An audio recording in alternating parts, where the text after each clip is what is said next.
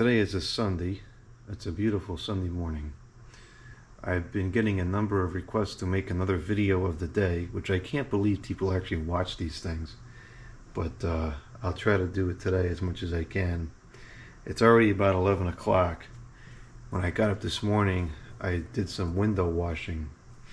Now that I've gotten through most of the major damage control projects on this house, we're starting to move into lower priority things like the washing of the windows.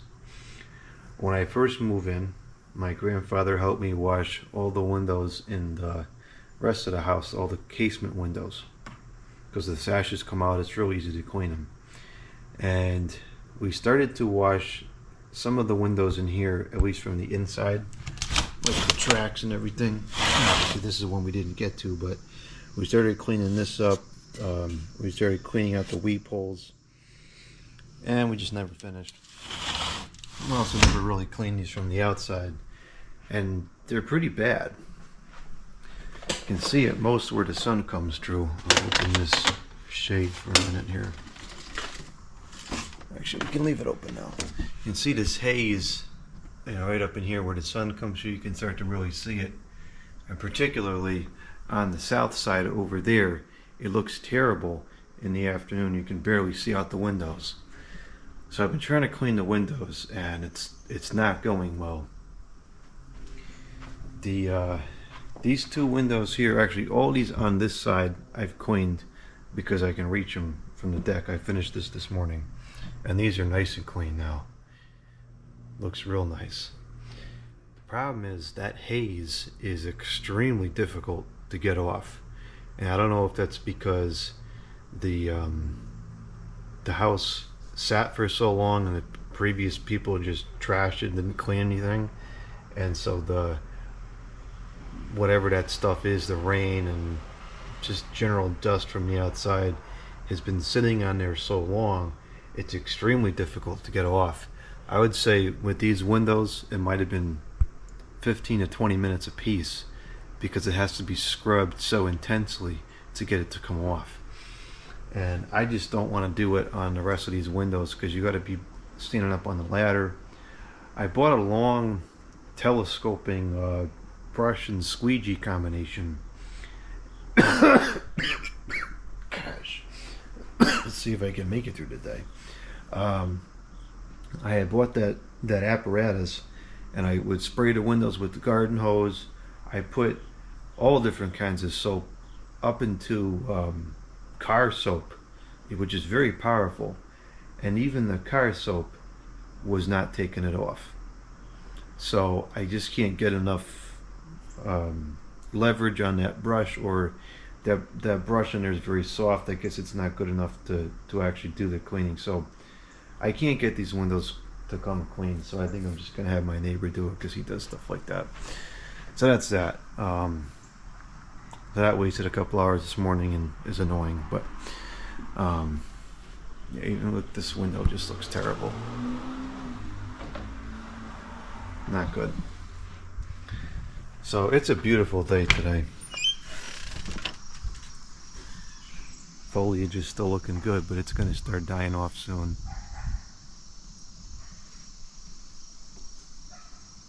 It rained yesterday, but it doesn't look like the water level came up at all. So today we'll spend some time outside. Maybe we'll have lunch out here. Got a couple tomatoes ready.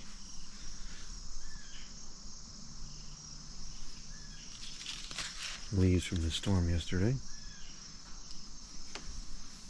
We've got a pepper coming on here, but I believe that this is not ready yet, because it's supposed to turn orange. Let me give that some more time.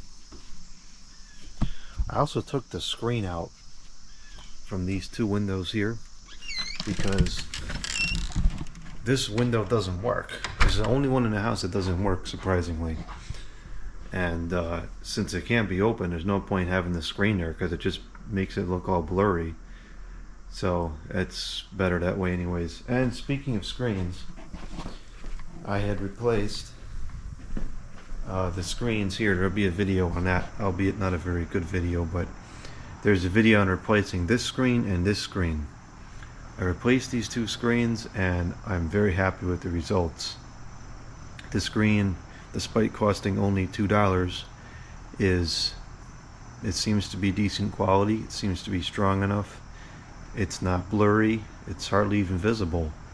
I was concerned that it would be really kind of ugly, but it looks perfectly fine. In fact, it's a big improvement over the way that it was, because the old screens that came with the house, they have this I don't know what that stuff is, but it looks terrible.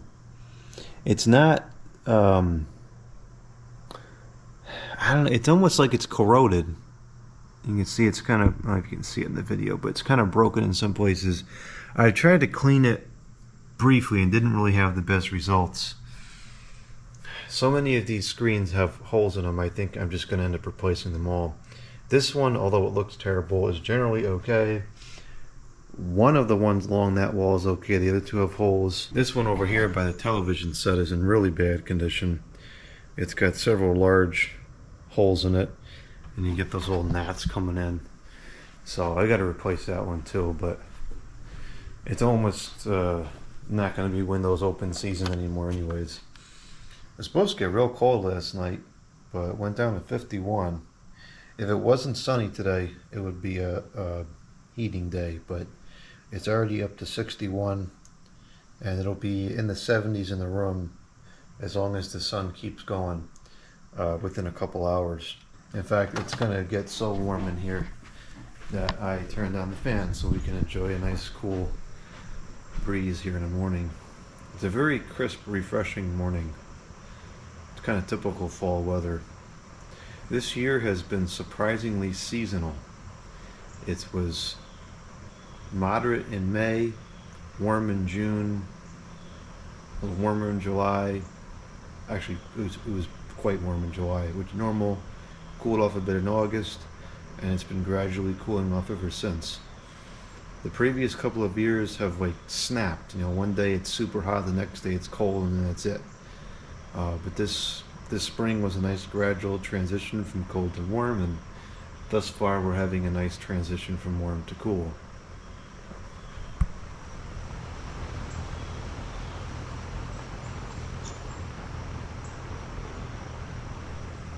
So today we're going to eat some donuts, and then to burn off the calories we're going to do some biking, and then when I come back probably have lunch.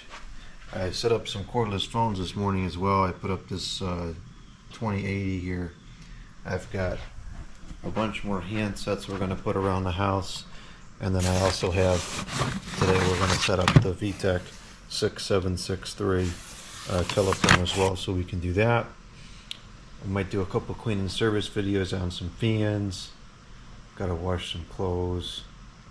We got a bunch of things to do today. Should be able to at least get 4 or 5 hours of video, I think.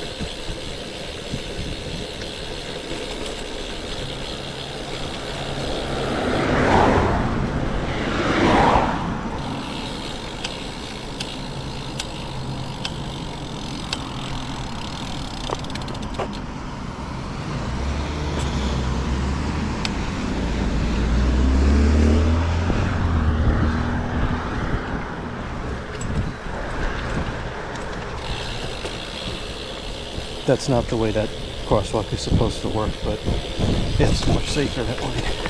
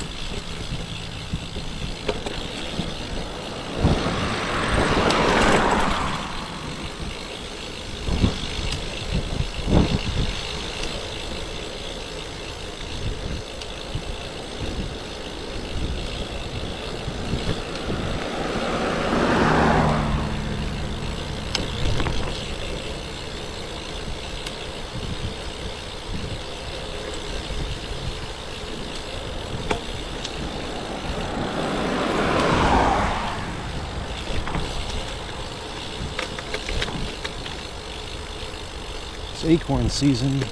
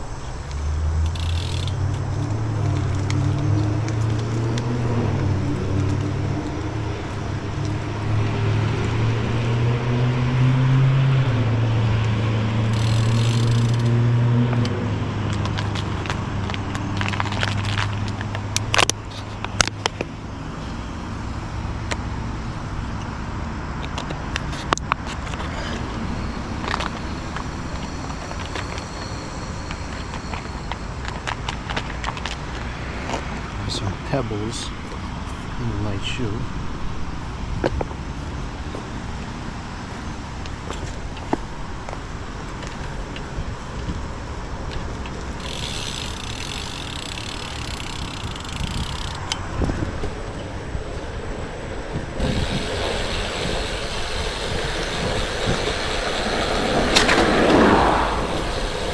Normally I would have stopped there to take a break, but there was something going on there that, I don't know if it was picked up on the video, but I wouldn't have felt comfortable stopping with the camera.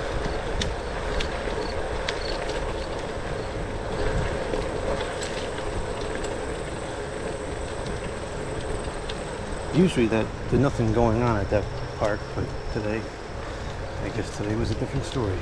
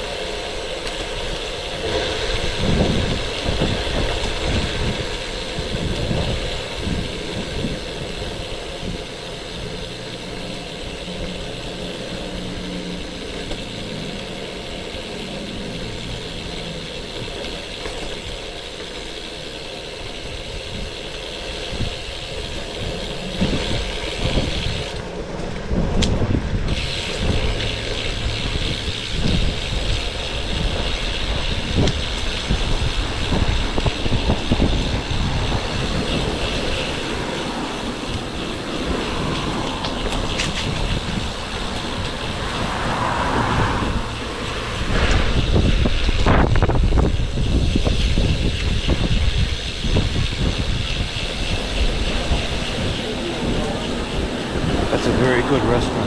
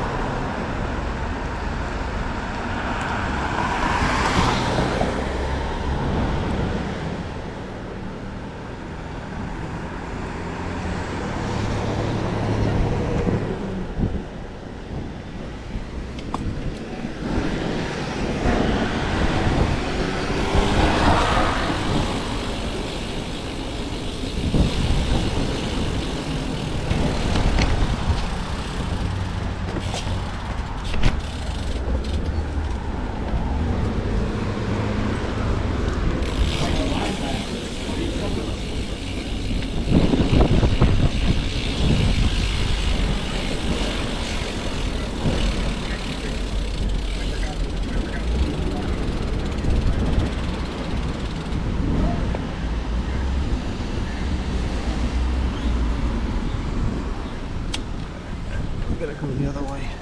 This section's kind of flaky.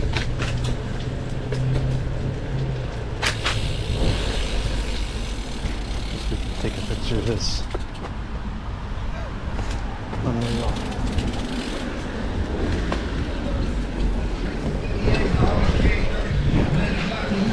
Ah, that's copyright.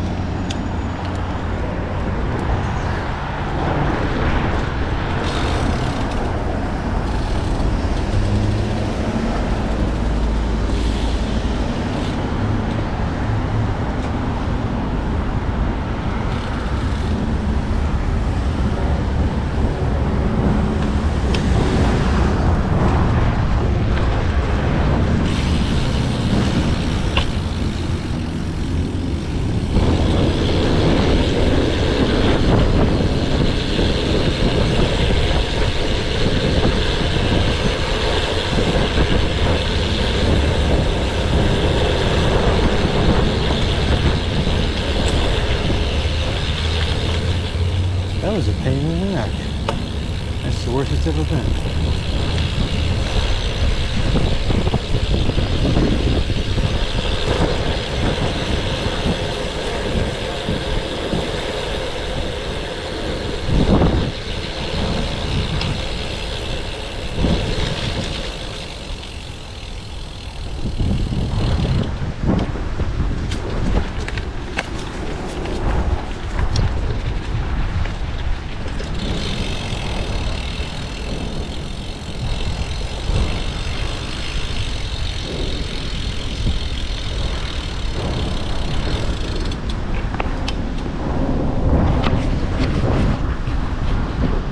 We still got 75% of the battery. This is lasting a pretty good amount of time lately. I think when it stays cool, it seems to last longer.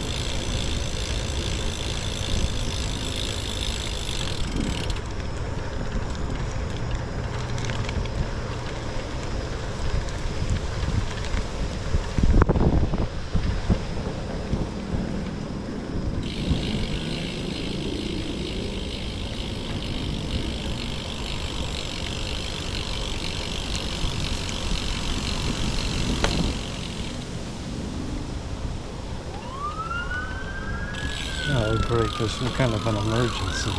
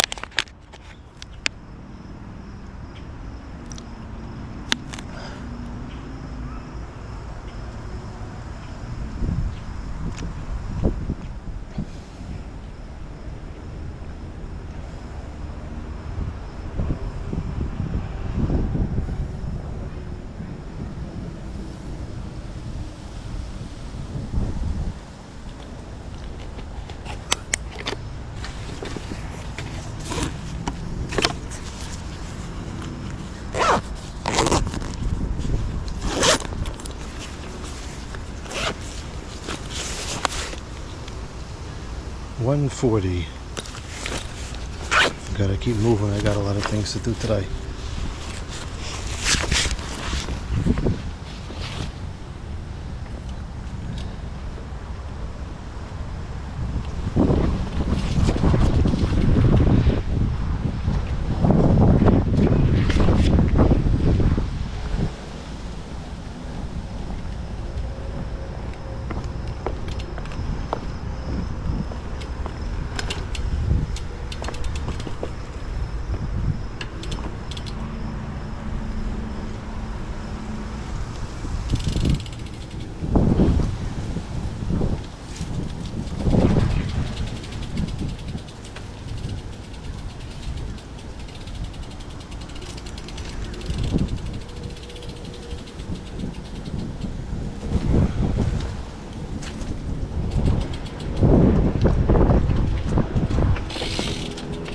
There's a whole tree over there in the water. Must have fallen in the floods.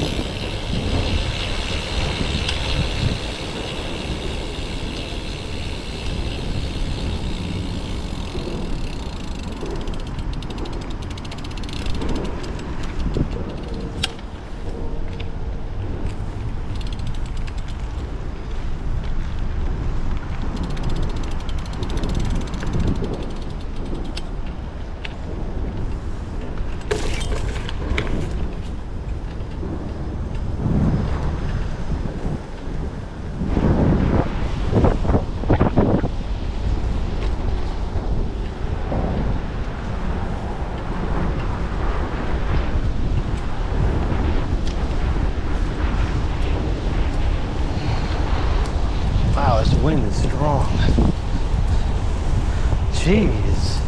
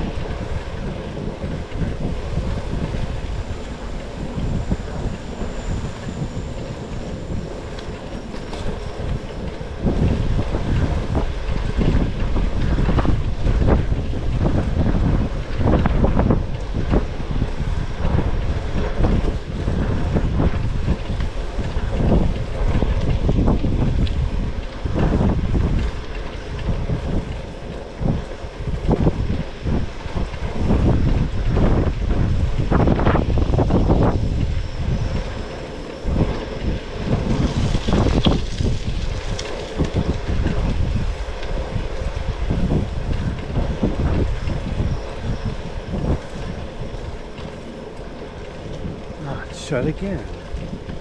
That stinks.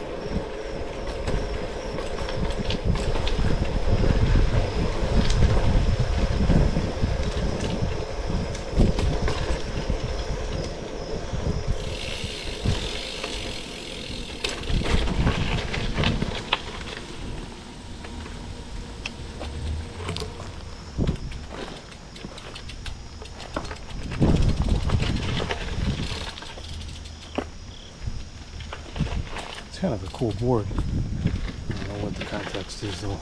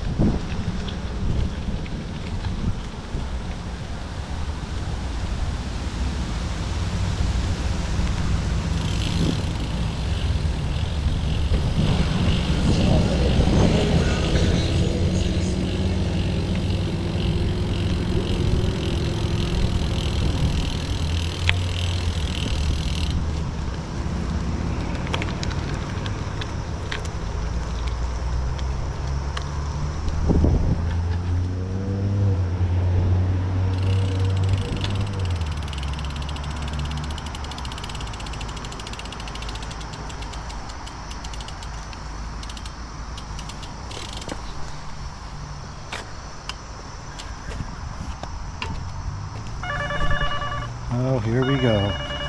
Just in time to get a scam call.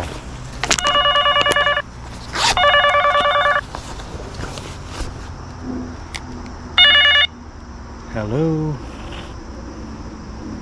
Hello? The following message is from the police department. On Sunday, September 8th at 6 p.m. through Monday, September 9th at 6 a.m., a no parking ban will be in effect for Center Street, as well as heed caution and direction of police and traffic control personnel. To repeat this alert, press any key now.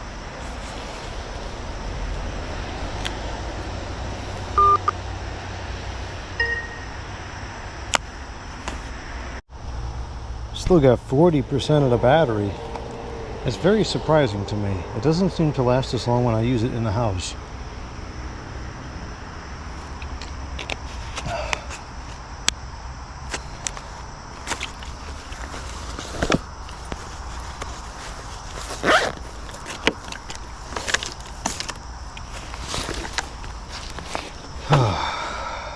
We got a lot of uphill to go. Well, actually just one huge hill to go.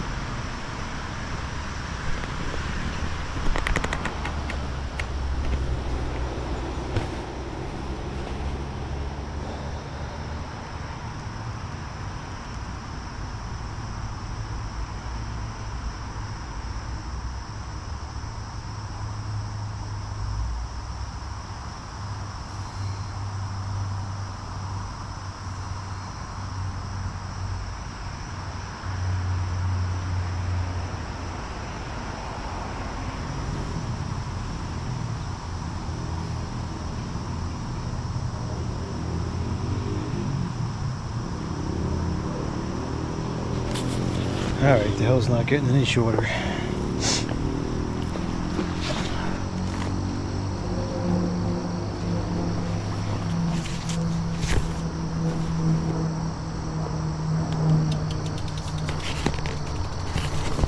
wonder if that's the controller for the street lights. It's got some kind of... oh, it's not locked. Huh. I bet that is the control for the street lights here, or the lamp posts rather. Like 4 or 5 lamp posts.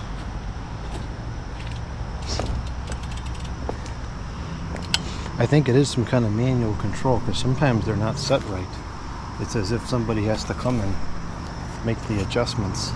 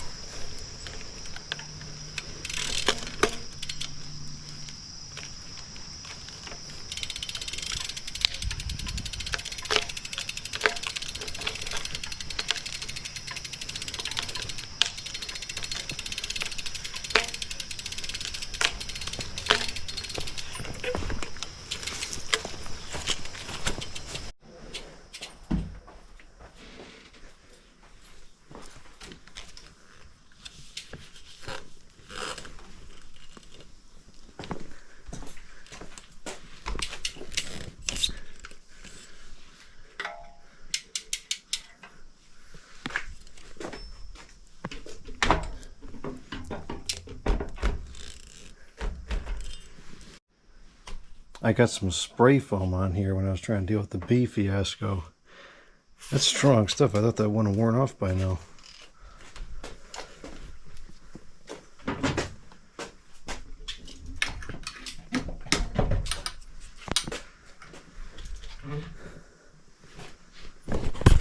Oh, we still have 5% left on the battery.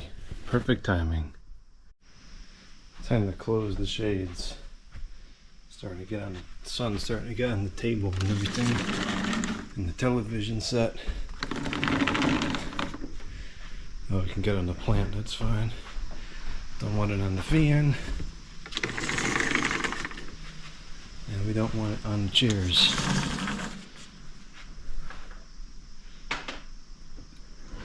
Well, that's not going to work.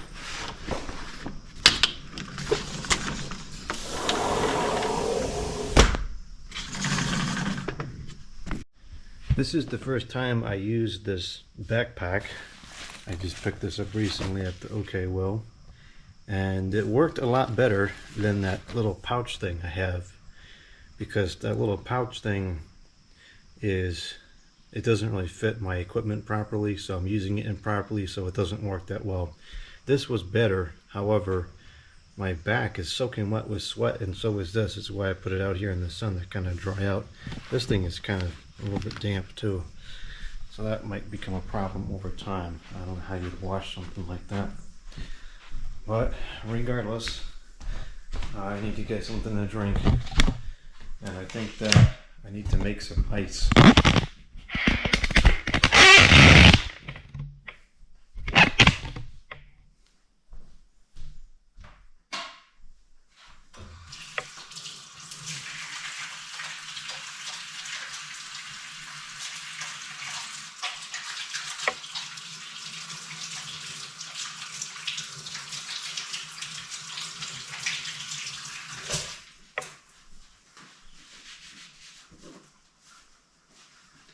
It is currently 70 degrees in the house and it's 68 outside. I'm going to shut that window in the living room, see if we can get any heat out of the afternoon sun.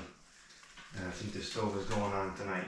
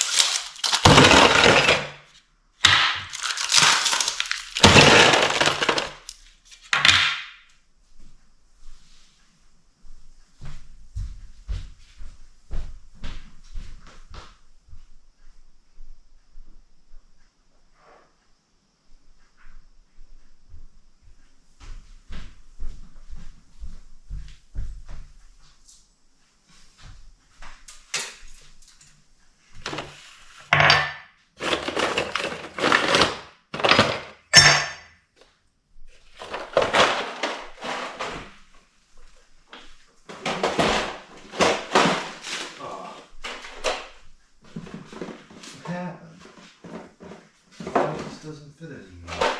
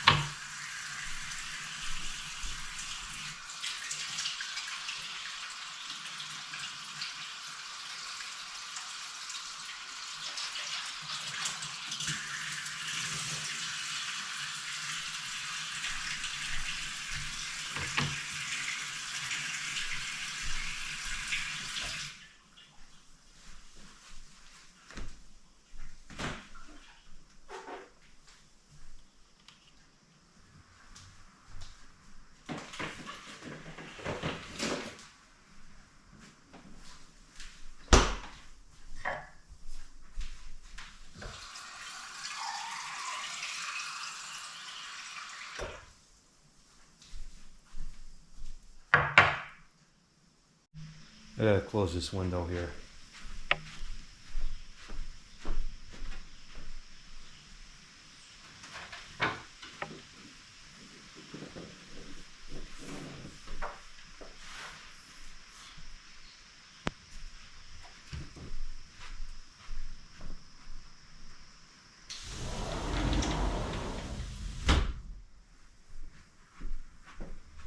I much prefer to have the windows open, be able to hear all the sounds of the nature and so forth, but it's just getting too cold now. I'm gonna drink some water on the deck, and then we gotta do some work on the computer. Actually, it would make more sense to work on the computer first because that's a click and wait. I've started trying to do as much video work on this computer as possible, as opposed to that stupid Mac, because the degree at which I despise the Mac is growing and growing, and I'm just sick of it. So what I've been doing is I bought this apparatus here. This is the Anchor USB 3 card reader, and it's allegedly the choice of 80 million plus happy users, fast charging via leading technology. Now, I don't know what the heck a card reader charges. 18-month hassle-free warranty. So I got that, and I got a USB extension cable. Hold on, I gotta log in here.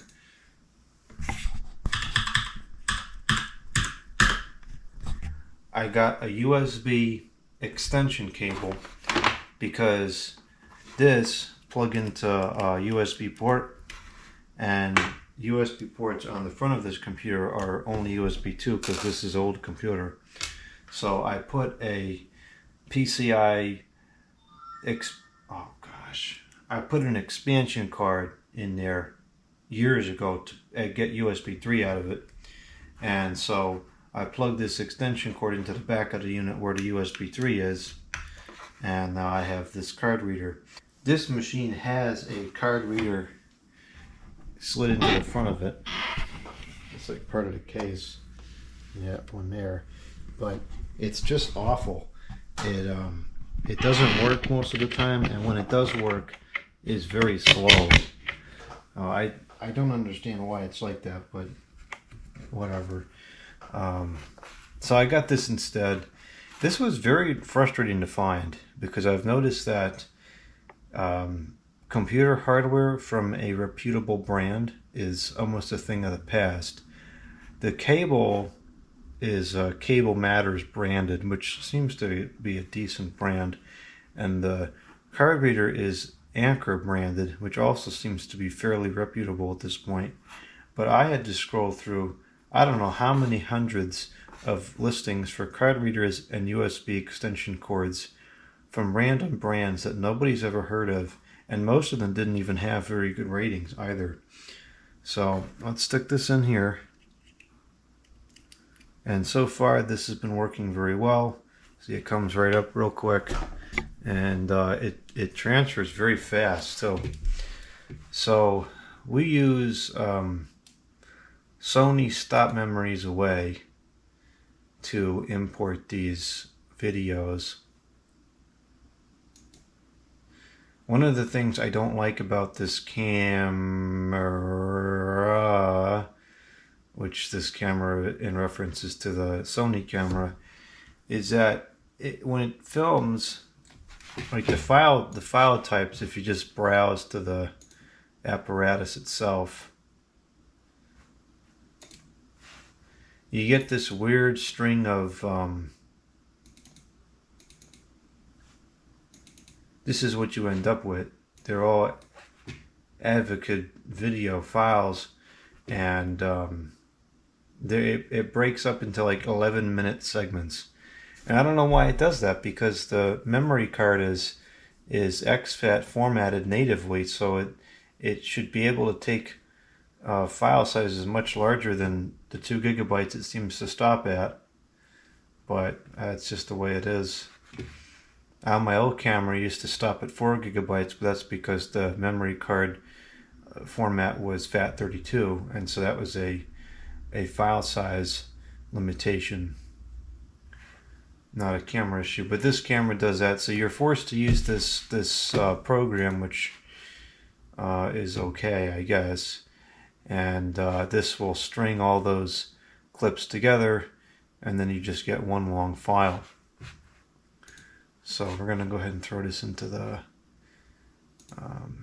downloads file. It won't let you save in the downloads file, which is annoying, so it'll just put it onto the desktop instead. And I'm going to do an import. And you see it goes real quick. It goes real quick. So if I do this on here, this saves me from having to use the stupid Mac. The downfall to this is that I'm no longer running the video through the editor to cut off the beginning and the end, or I fumble with the camera to turn it on and shut it off.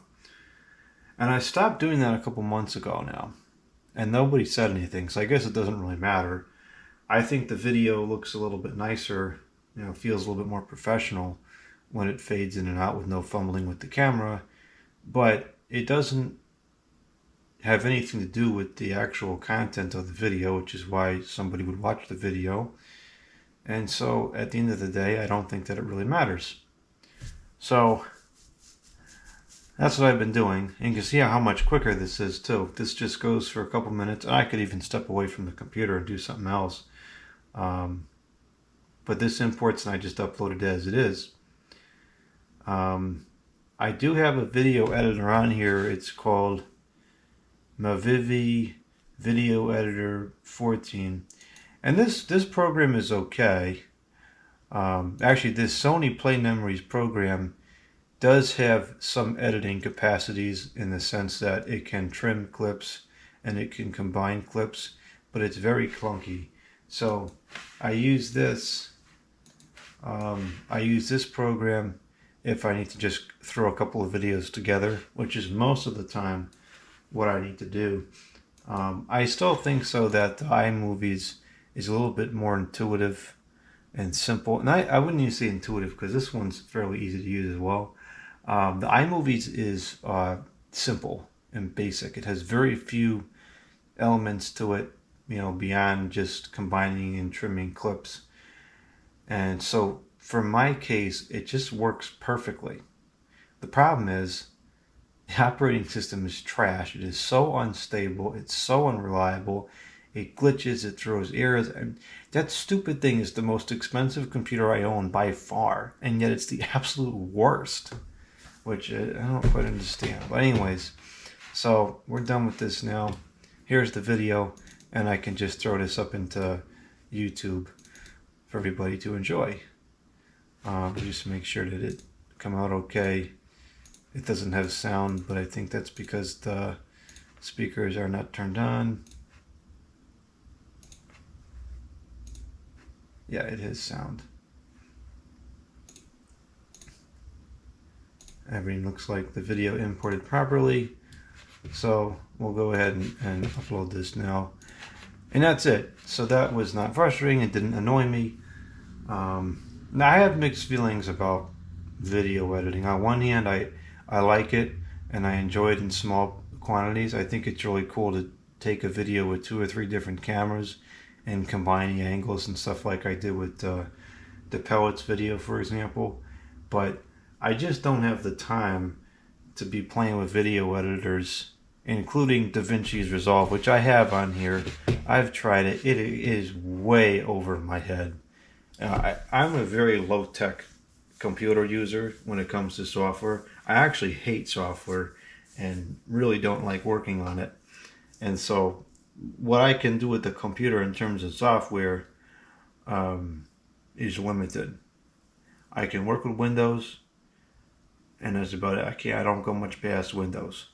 So I'm not using DaVinci Resolve. It's too complicated for me.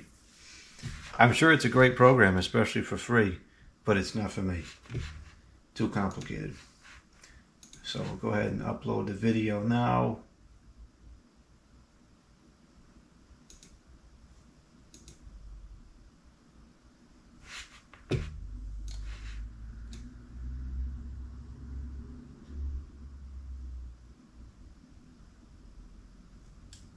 And it's a 7 gigabyte file, and it's look how fast it goes. This still amazes me.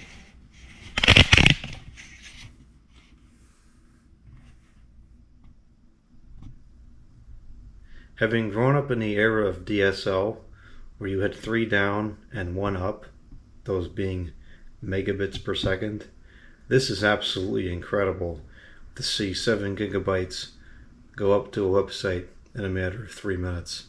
Absolutely incredible. So, well, that's going to do its thing. It's got to process whatever YouTube does to it, and then I'll come back later and type in the boxes that nobody reads, and that'll be ready to go up tonight. Now I'm going to go drink the water. It feels cold in the house to me, and you know what the problem is all this wind. This house is very drafty, and so when it's windy like this, the heat just goes right out the walls, I guess. I don't know. So we're going to have to work on the stove today. I didn't intend to do this today because all next week is going to be nice again, but I think we're going to need it this evening. So I'm going to have to service today, and I guess I'll just leave you over here and I'll show you how I do the video. We also have to clean the vacuum. That's going to be the first part.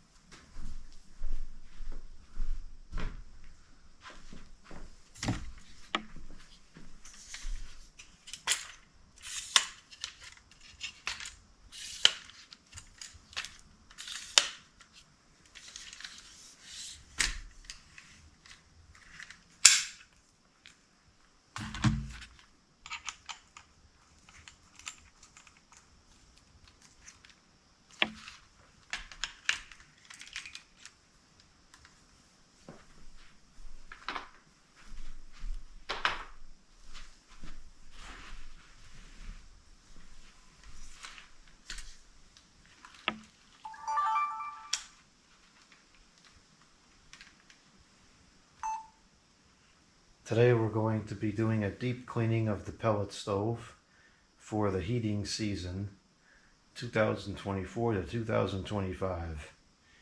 We've still got probably another 2 or so weeks before the stove is going to be running continuously, but it's getting cold today. It's very windy, and I probably want to use it tonight. It'll be a good test to make sure that everything is working properly. Before we clean everything out in the stove, we're going to need to clean the vacuum, which is not an ideal task to do when it's very windy because the ash blows everywhere, but it needs to get done. It's getting very full. So we're going to move outside, we'll clean the vacuum, and then we'll come back in and clean the stove with it. I'm going to need a bag to dump the ash in.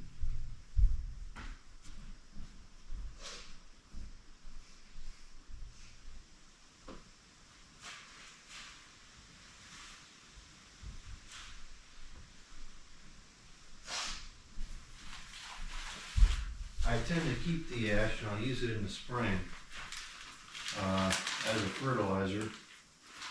Or the next time I'm trying to clean up the garage, I'll get sick of it and I'll just dump it in the garden. I usually dump it all over the lawn, and it works good.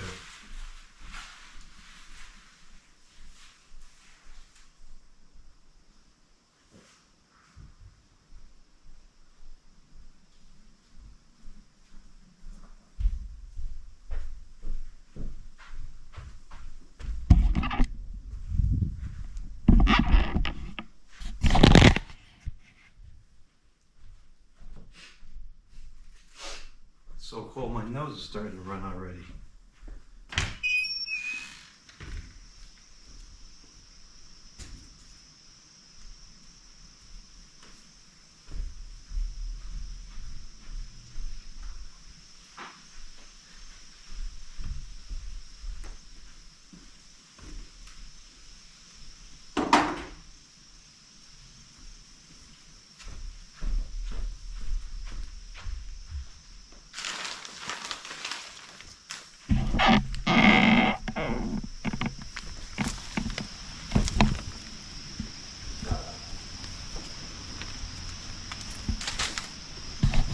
camera probably gonna overheat if I put this in the sun.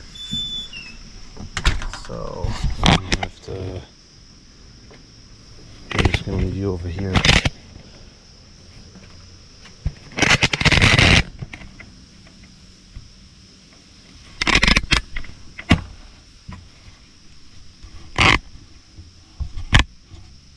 Actually, this is a good view for the rain videos.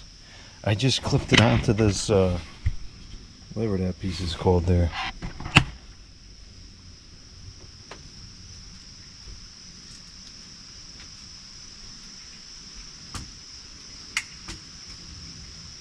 This camera's already very hot. The sun is strong this time of year. I'll have to keep this camera in the shade.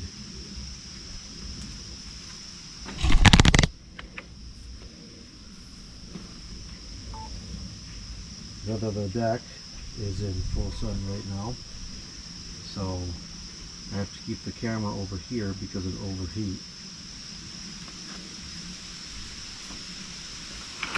The ash will get over the deck, but it just blows right off. It's not a problem. So this is the motor part where the fan is, and that filter looks generally okay. I think we'll go through the year with that filter again.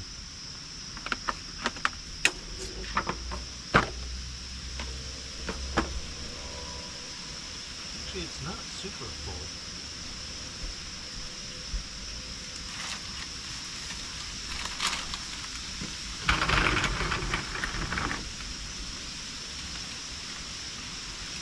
I tend to just kind of bang the sides around and get the ash off the filter to reduce the amount that spills over when I take this off.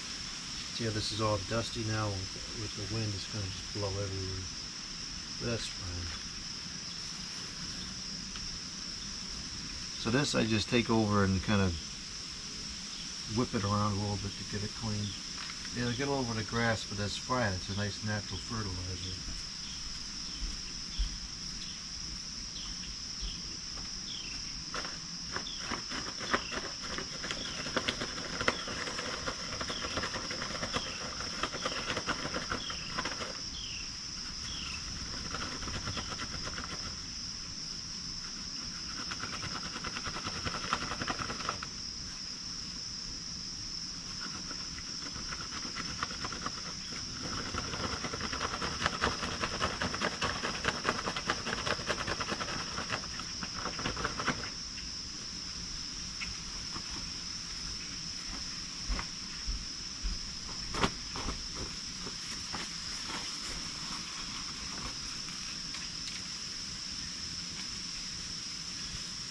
Supposedly you can wash this, but I washed the first one that I had, and I think it ruined it, so I don't wash it anymore.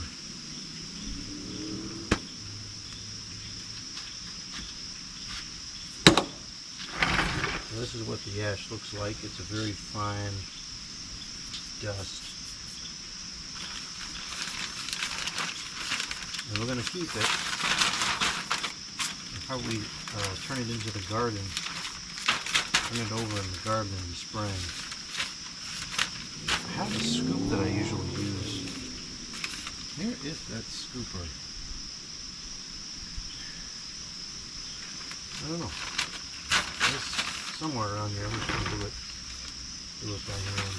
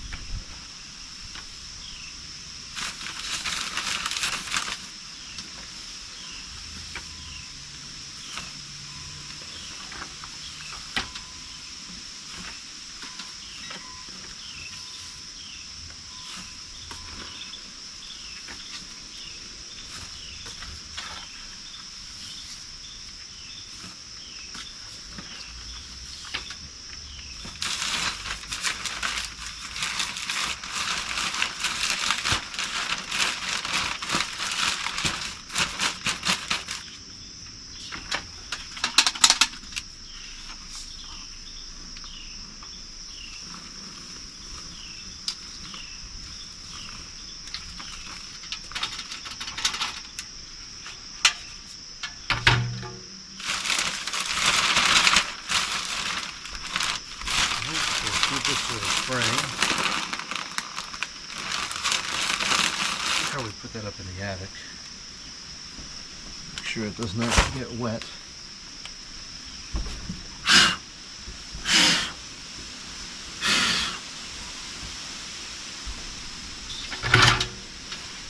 Filter just goes back like this. Rubber piece makes a sealer on the top. Make sure that's in place. And then this goes back on.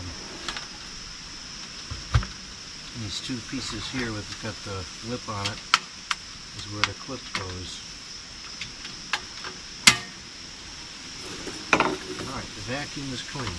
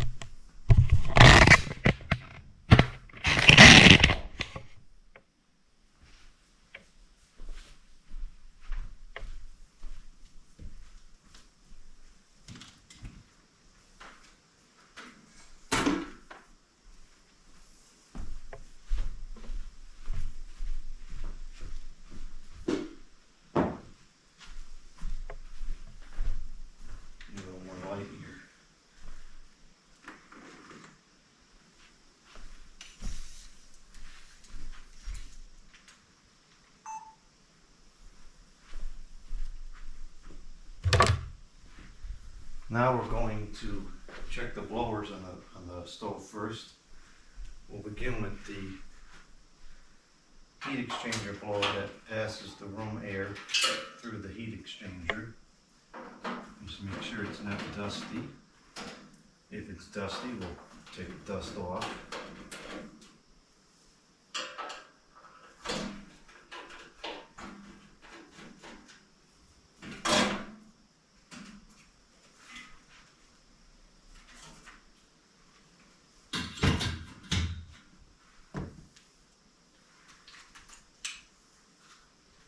Here's the blower. It almost looks like it got wet. It's evenly rusty though. That's kind of weird. There's no significant dust accumulation on there, so I guess we'll leave that alone. I do clean this throughout the year because it will get dusty. There's the auger motor in there, which I don't know how old that auger motor is. I have replaced all of the major components in this except for the auger motor. I've replaced the combustion blower here, or the heat exchanger blower, not because it broke, because I wanted a more powerful one. And then I replaced the what's that thing called? The inducer motor on the other side, because the bearings were getting noisy. And then the only other motor on this thing which can fail would be the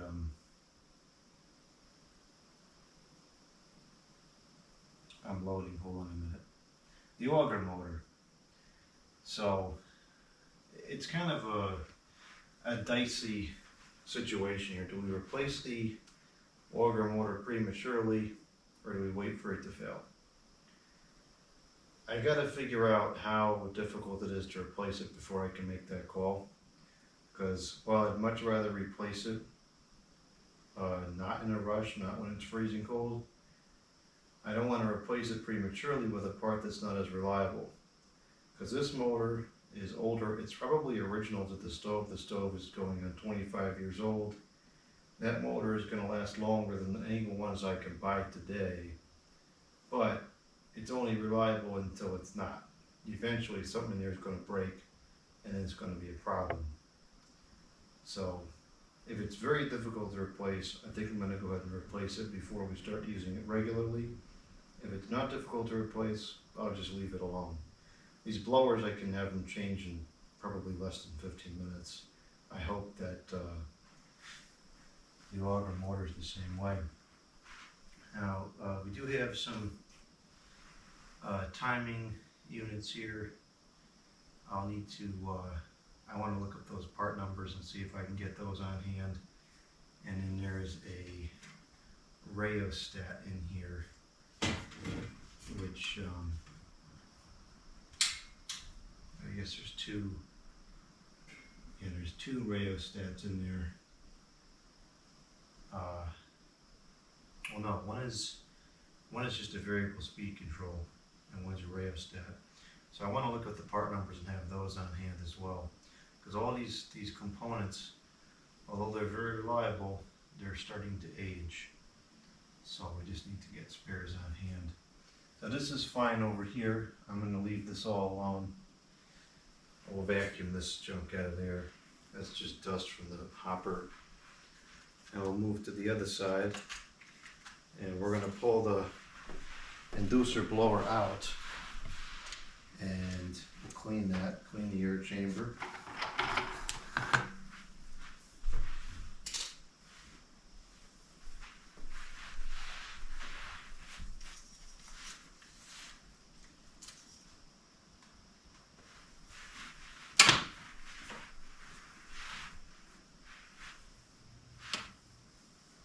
For some reason this has multiple types of screws on it. I don't think that's the way it's supposed to be, but that's the way it is. That one's a Phillips, and the other two are nuts, probably 1/4 inch.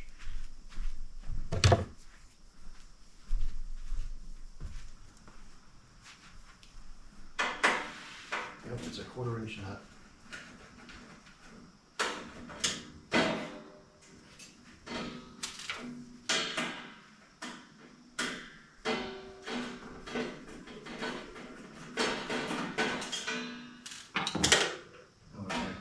At the top, this is totally stripped and not doing much.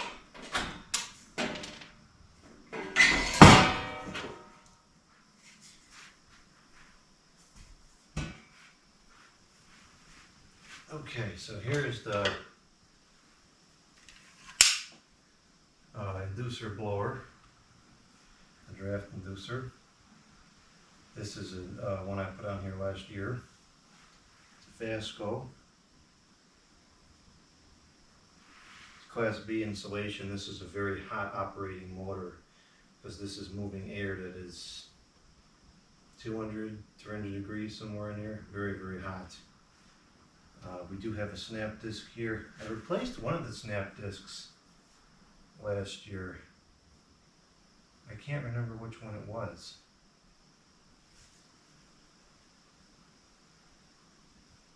I really can't remember which one it was. But I want to go through and order all the snap discs as well, because those are something that will deteriorate over time with heat. So we're going to take this off. We've got to undo these bolts here.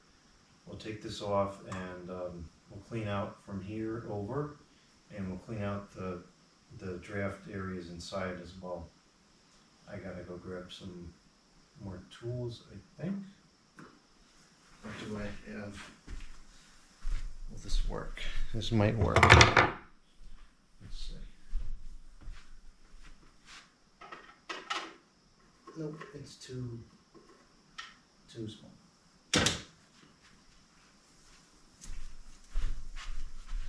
And this camera is almost out of charge already.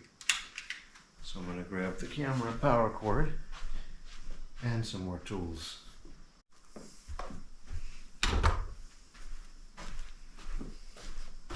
This camera, I don't have an external charger for the batteries, and so I just never end up really charging it. I tend to just use it plugged in all the time, and I think that ruins the battery because it used to last longer.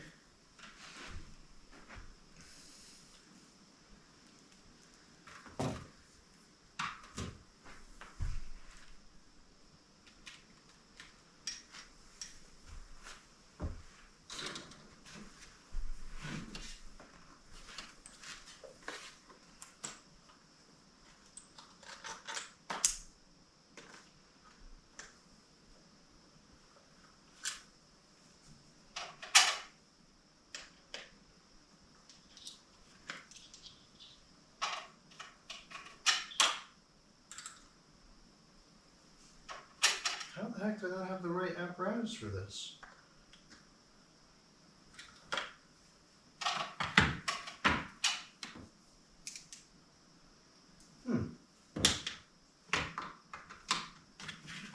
That's odd.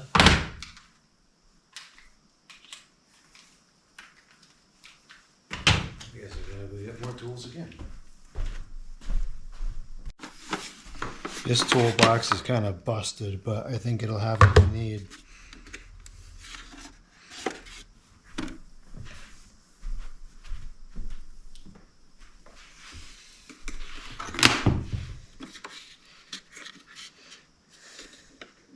Now this is, I think this is 5/16, so this must be 11/32.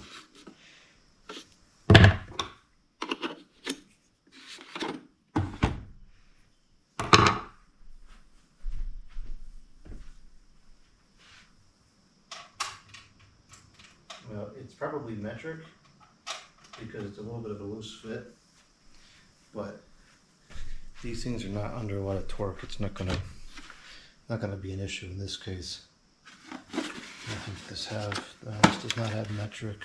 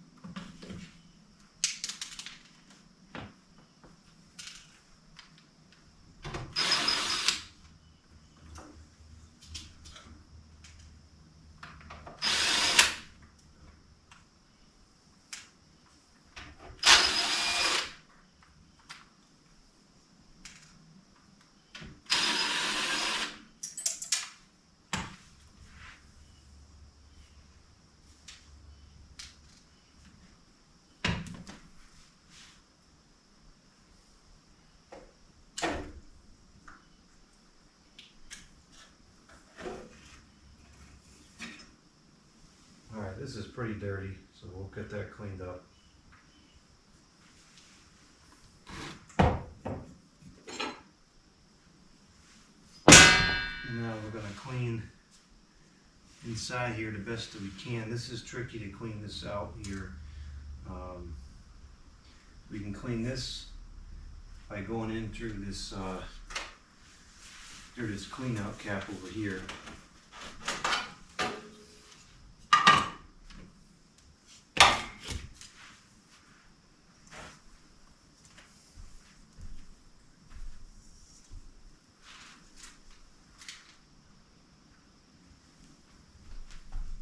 We're going to use this brush. It's just a brush with like a circular thing on a long handle. And it's flexible, so you can kind of give it the shape that you need to get through the different areas. It does not work well for the chimney at all. In fact, it's unusable for the chimney, but it's fine for some of the smaller parts.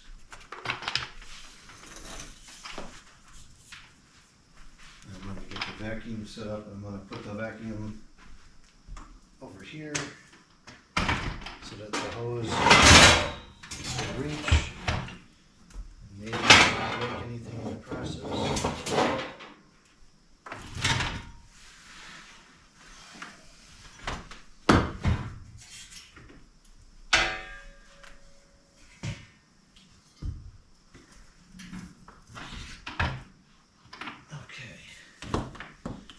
Vacuum hose.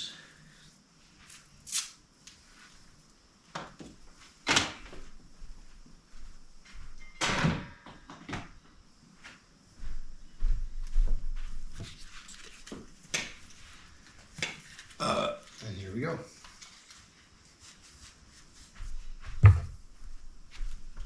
I'll try not to block the camera as much as possible, but some parts will inevitably get blocked.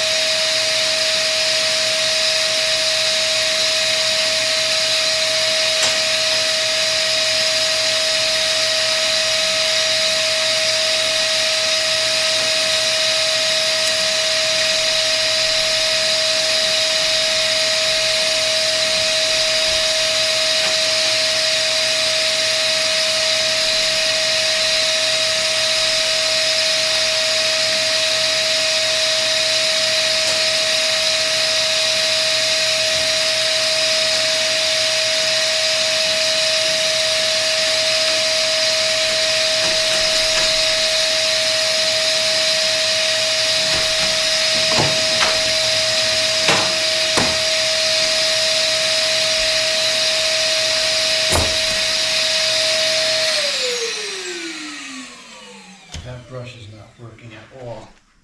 I have another one somewhere that I know works, but I need to find it. I can't find the brush, so that puts this to a halt. I'm going to scrap the video. I'll clean the stove like a regular routine cleaning just so I can get it to run for tonight. And I just ordered a new brush. It'll be here tomorrow. That's annoying. I don't even have a clue where that brush is. I spent about a half an hour looking for it, and it's not worth any more than that. It only cost $16. I hate rebuying tools I already have. That's one of the few things that really irritates me, is buying things I already have, because it's a waste of money and it's a waste of resources. But at least something like this, I use it, so when the other one turns up, well, I got a spare. So that's it. We're going to cancel that out because there's no point in posting that. I'm just going to put everything back together. We'll clean out the burn pit area as routine. And we'll have to do all this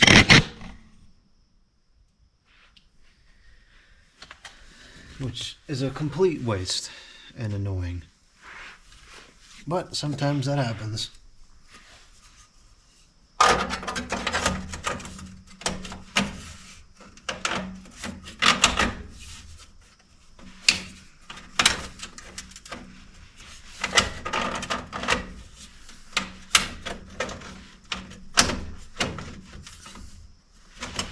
Now the cap is busted? What the heck?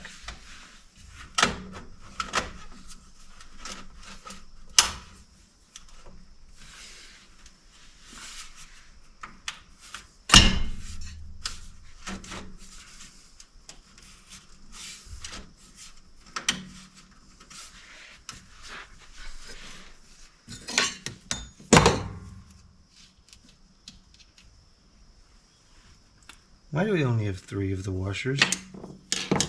There's supposed to be 6. Are they in the... Oh, here they are.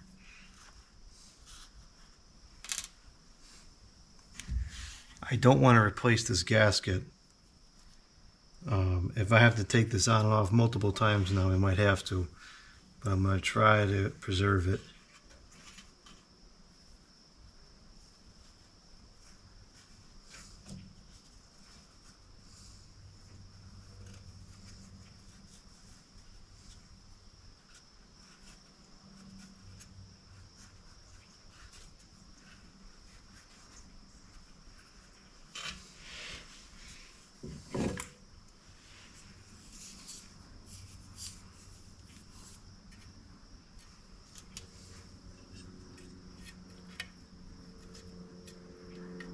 Nah, it doesn't fit through that. I knew there was a reason why I didn't do that. Wouldn't have saved any effort.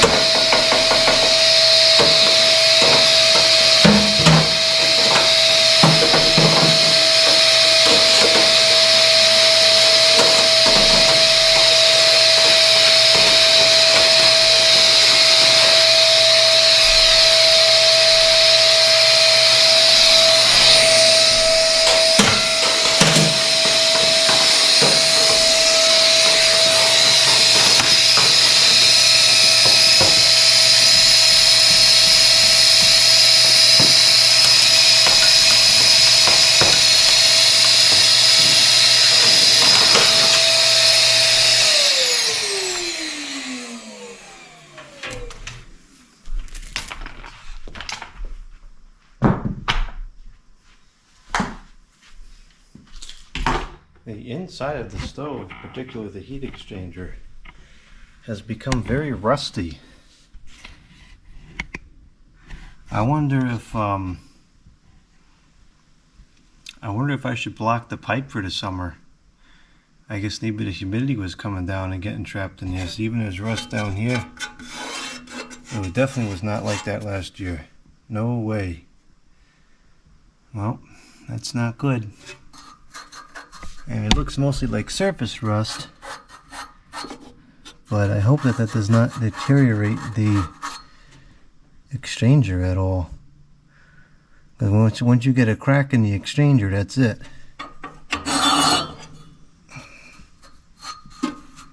Seems okay on the top, just the bottom, which is kind of weird. I wonder if I should try to clean it or just leave it alone. I think I'm going to leave it alone and see what happens after a couple of hours of operation. I'll clean the window off and then that'll be it. I'm getting hungry. It's time to have dinner.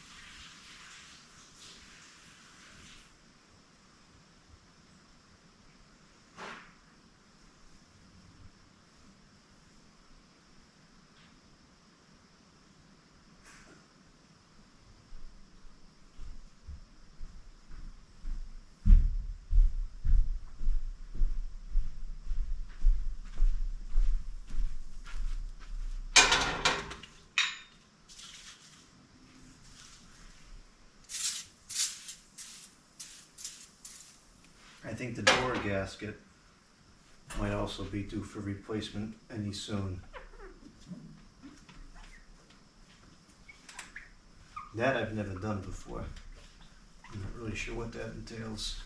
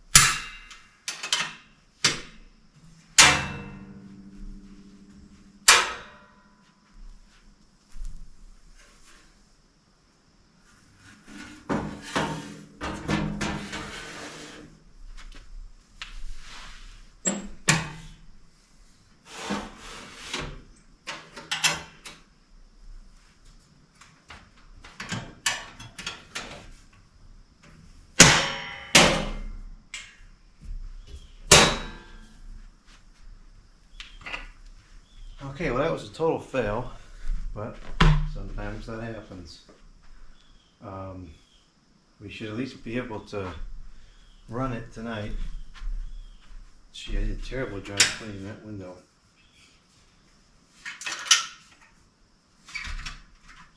And if there's something on there from sitting out here, let's try it again.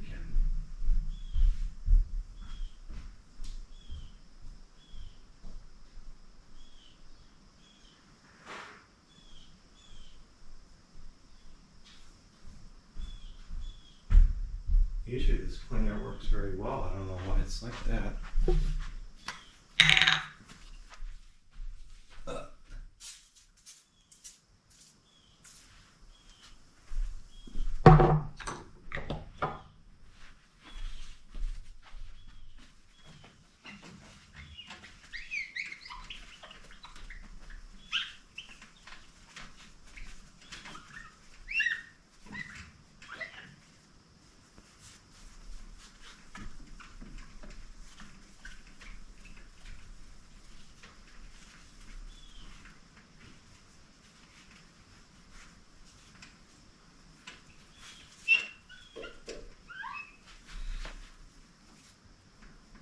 Yeah, that's good enough for now.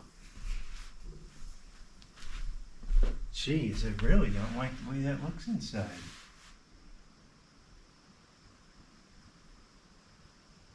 I wonder if I should get that off and then paint it with high temperature paint or something.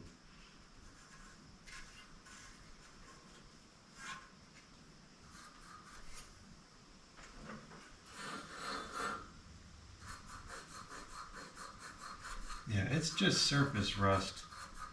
I don't think it's done any damage.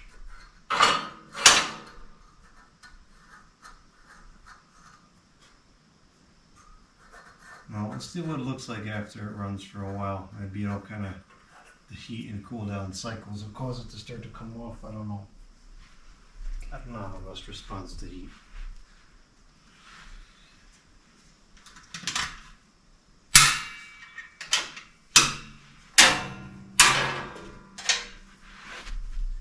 Well, we don't need it just yet. It's still warm enough with the sun, but as soon as the sun goes down, I think we're going to turn it on.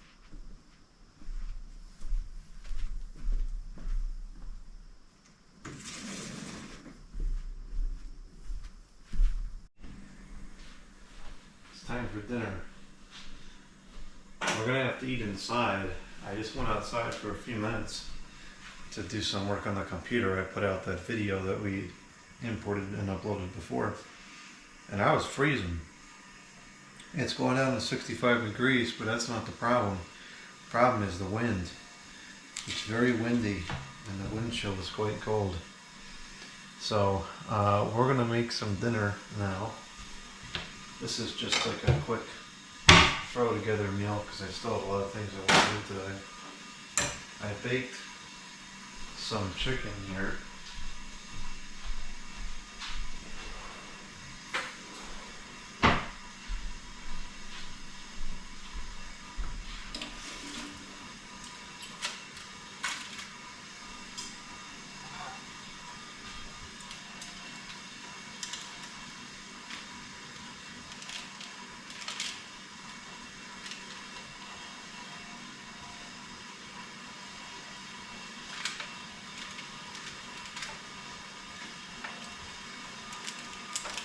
I'm only going to use 2 pieces for this dish.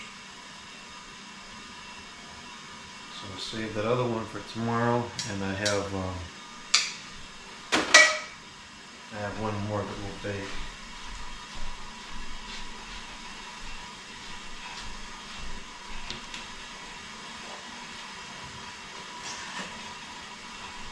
We'll put it into some plastic film for storage.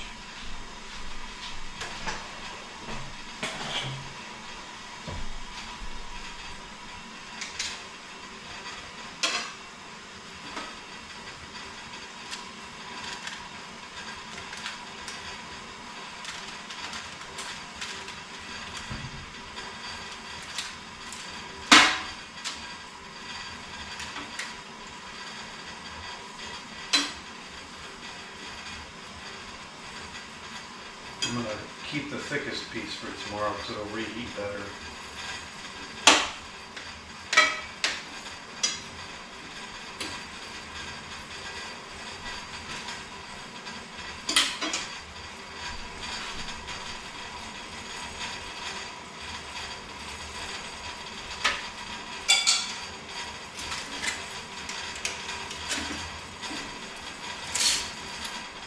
What the heck was that stuck on?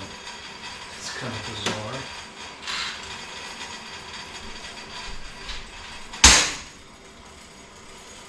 Good grief.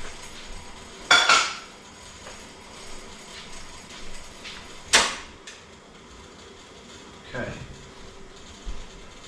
Got that noise taken care of. What we're going to do is we're going to dice this chicken into about 3/4 inch pieces. I'll do that over here.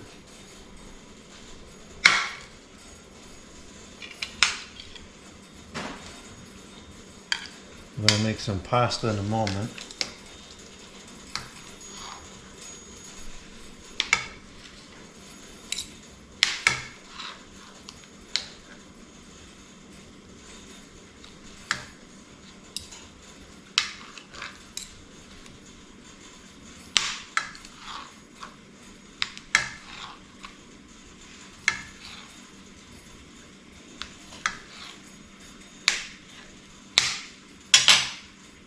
Just started boiling.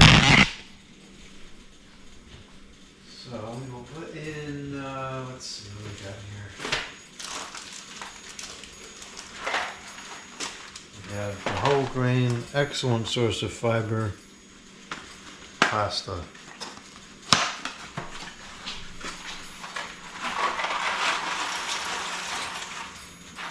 What a great source of fiber.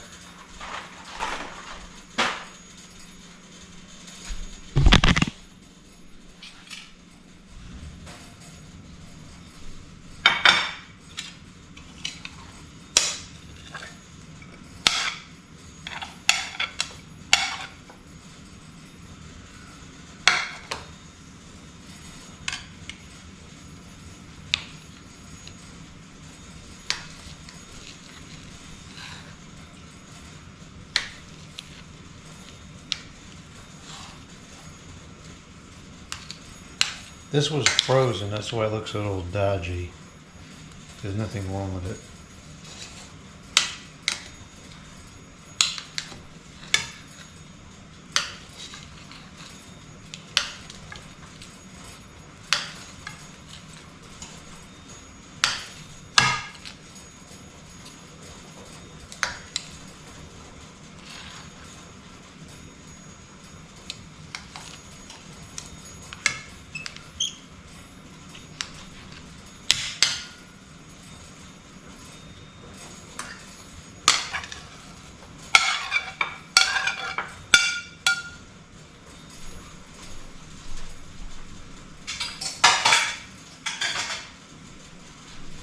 I'm going to put this back on top of the toaster to keep it warm.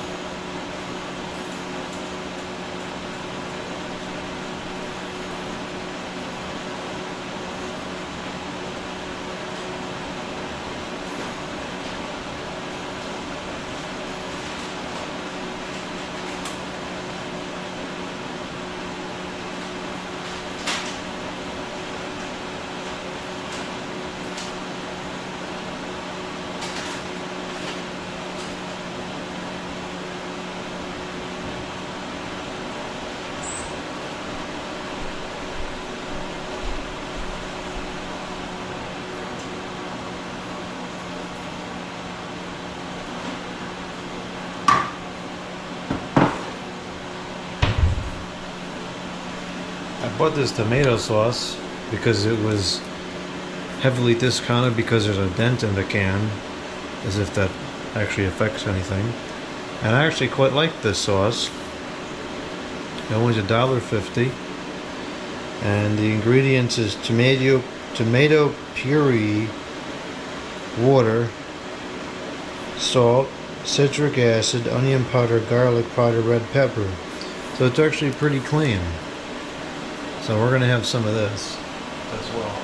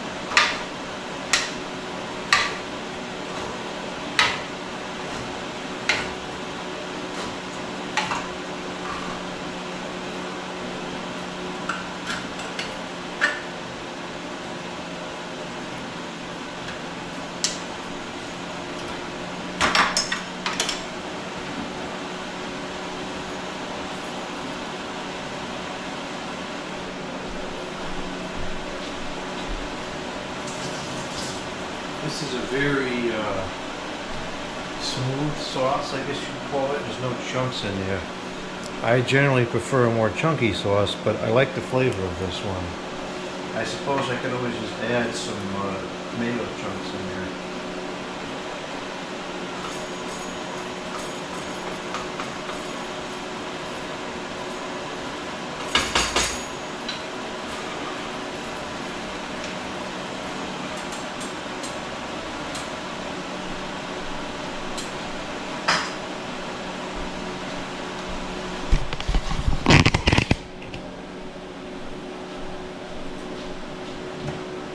Cabinet busted, we gotta fix that.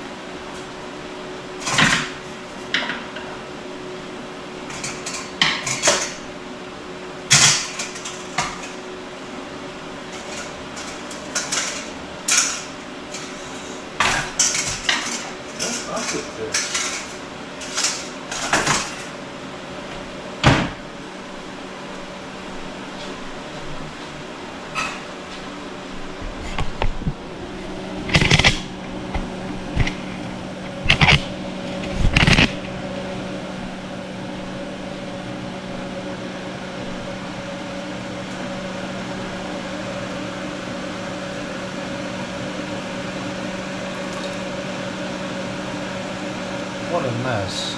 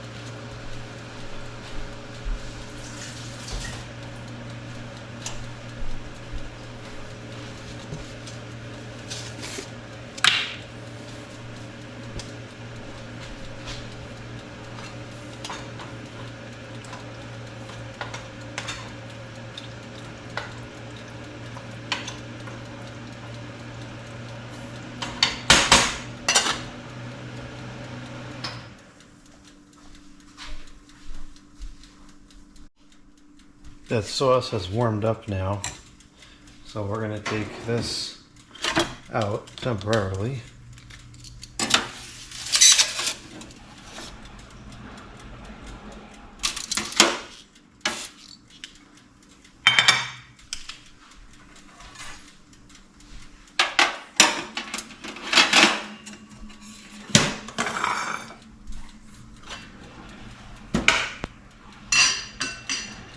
Put this back into here.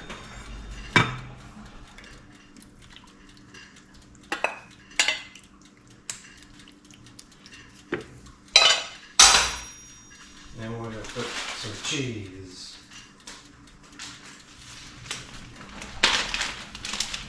I like this cheese.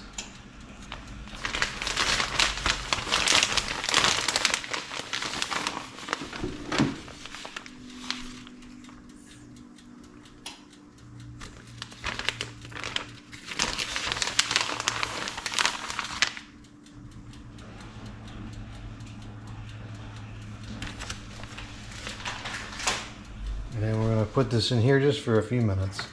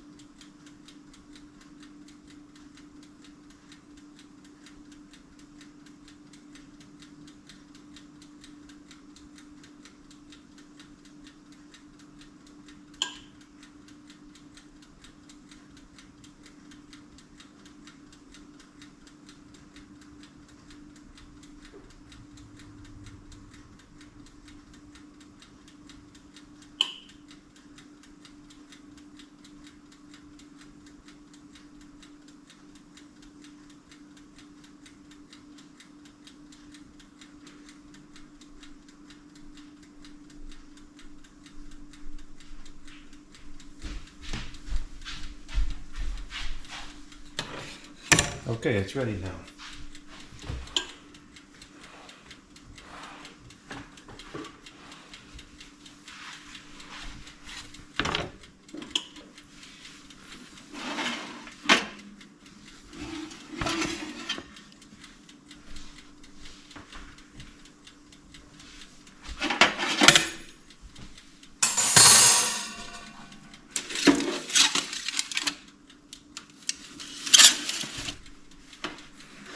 That's almost done too. Needs a few more minutes.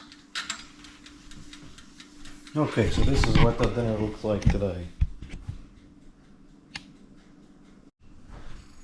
We're all done with dinner. I'm going to put this away so that we can have that for tomorrow.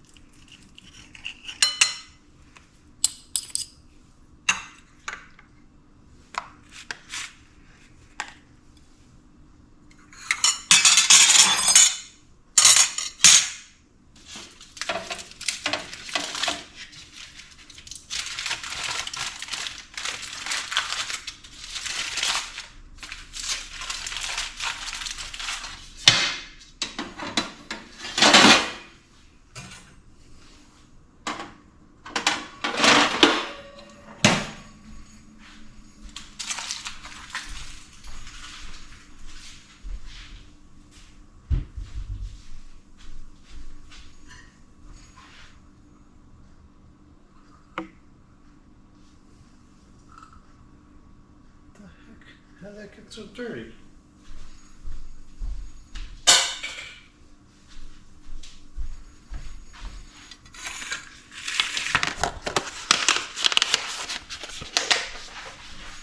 This will put it in the refrigerator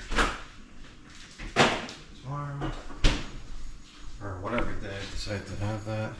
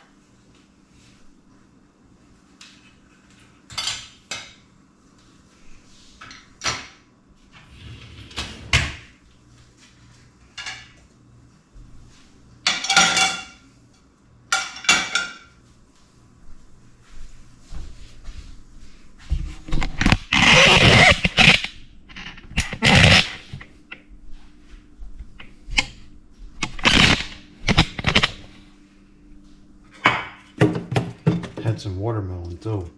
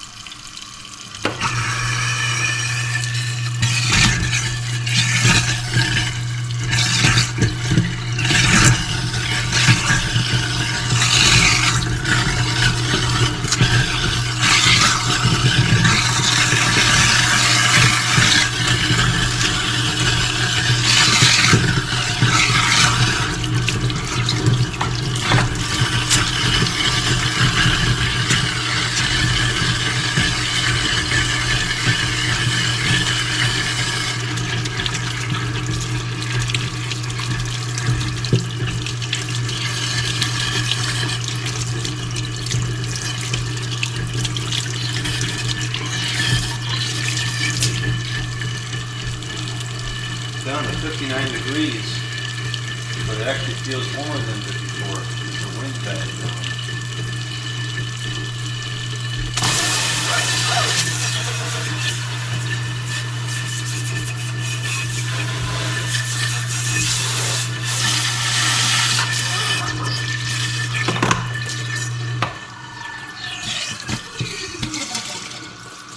There's something stuck in here. Every so often something will get stuck in one of the little channels and it makes that sound as it slows down.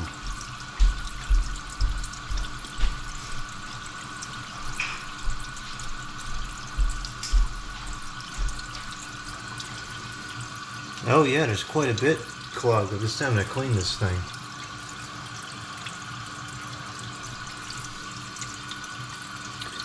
Well, sometimes one of the easiest ways to clean it is to plug up the sink,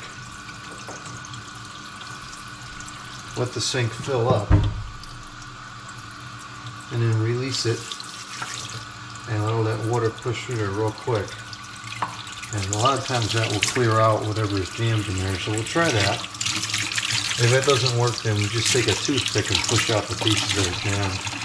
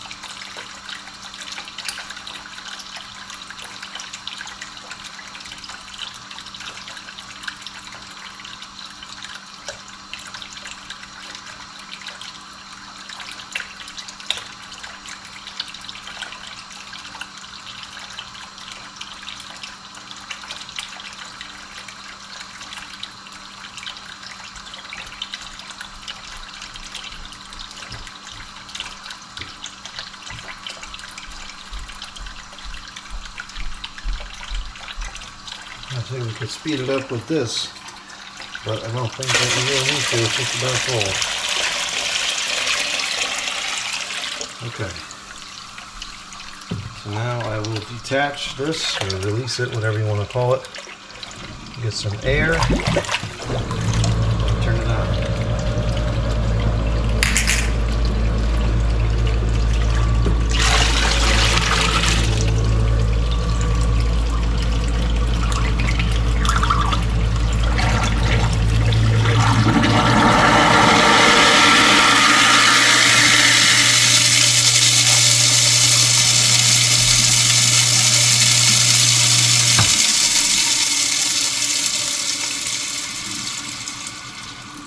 Perfect.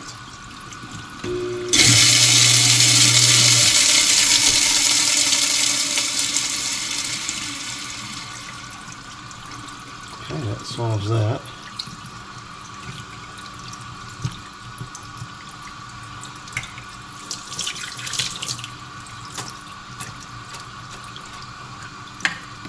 Let that dry before I put it back away. I have a bunch of lamp sockets and switches here in the garage, and I want to see if I have a pull chain one that I can put on that lamp in the living room,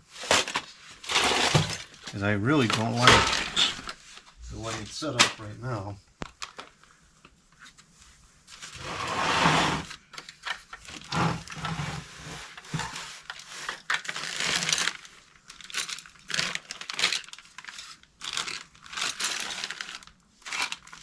Okay, that is not the box I had in mind.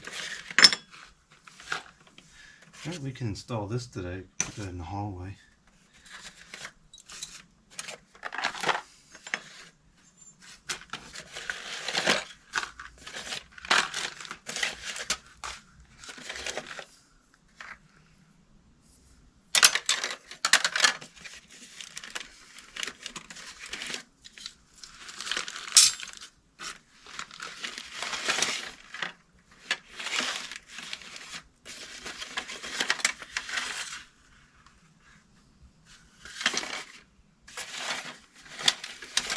Well, if I have them, this is not the box that they are in.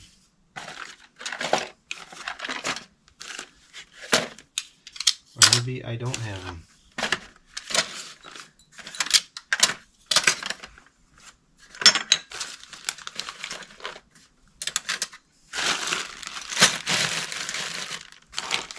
I could be thinking of this bag, which is ironically full of online switches and or inline switches and plugs.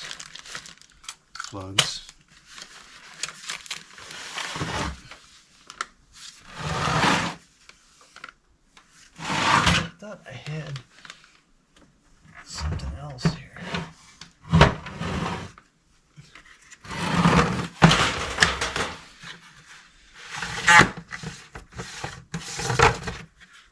Here we go. This is what I was thinking of.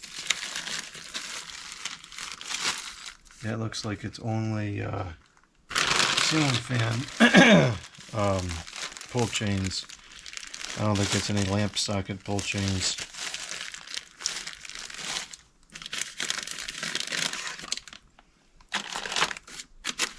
Telephone jacks, outlets. No, I don't have any. No problem. I'll just have to order one.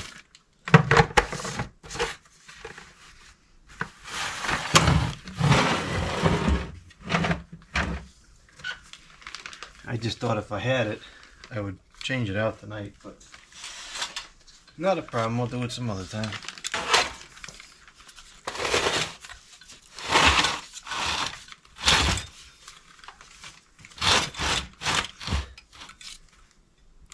That's not the way it was, but I'll do it out later.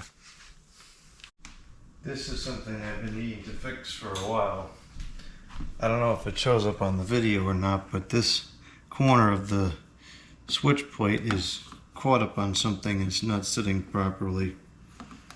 I think we just have to move the switch over a hair.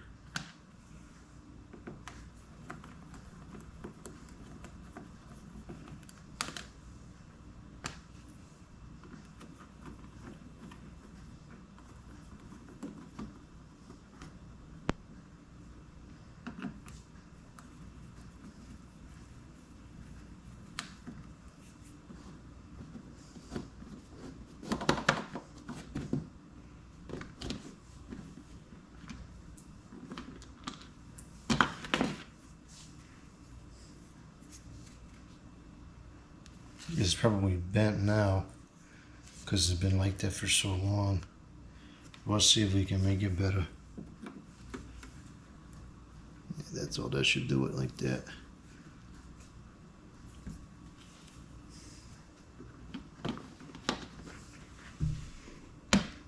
That's the way it's supposed to be. There we go. That's much better.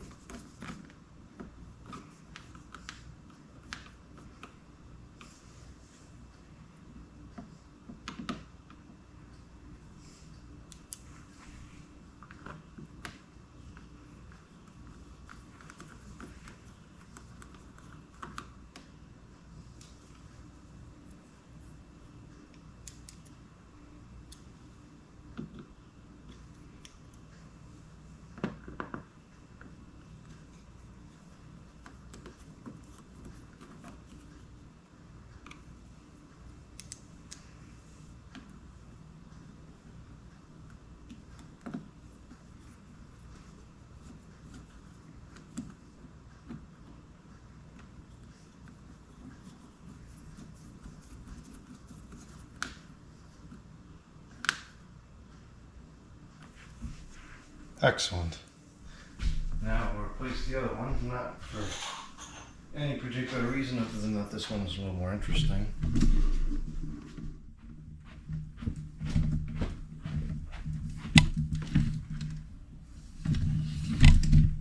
This is just a basic, bland, plain white one. Why not swap it with something vintage?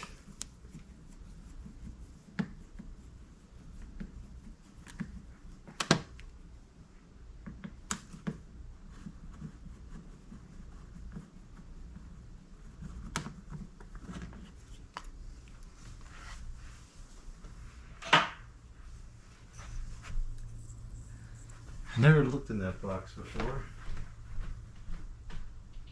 Well, it's open. I guess I should take a quick peek in there and see if there's anything concerning surfacing. Yeah, it doesn't look like it.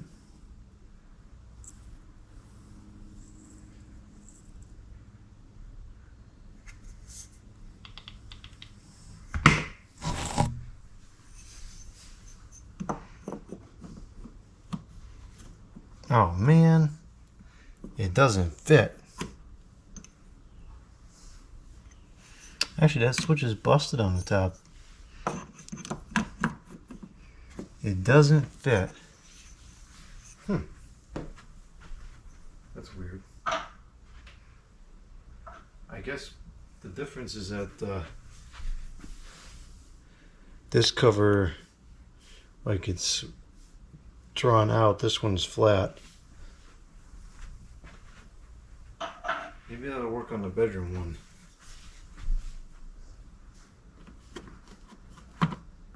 And that fits on there perfectly. I don't know why the other one doesn't.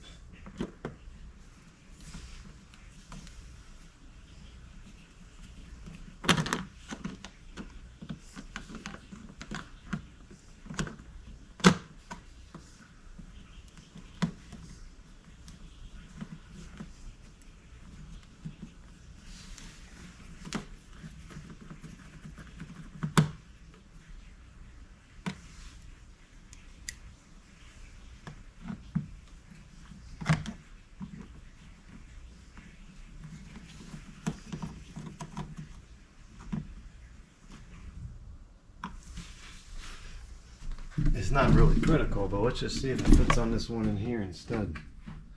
Maybe it will. Can't even see the one in here.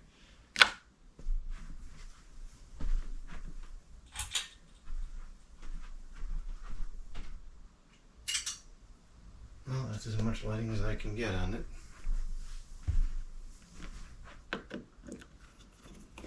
This cover is cracked, so maybe it would be good if this would fit, because we can replace one that's busted.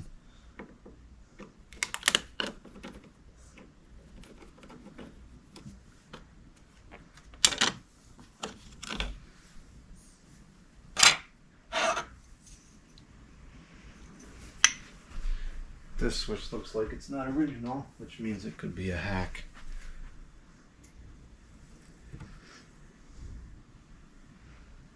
Looks relatively okay. It's not grounded, but probably there's no grounding wire in there. I guess in theory it's bonded through the box, so probably doesn't matter.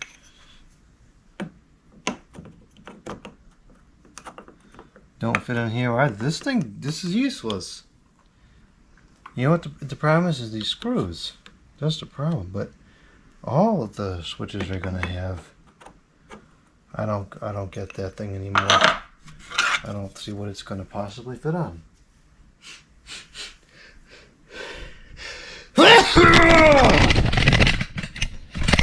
Gosh.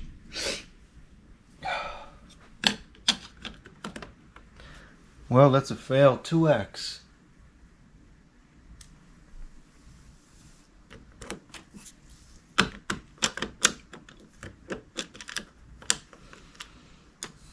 Why these are not Phillips is beyond me.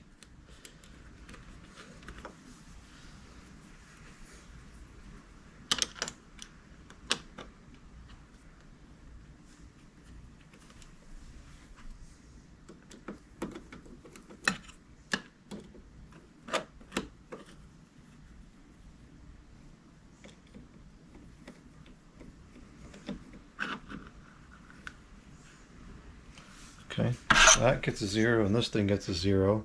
That thing is just totally useless.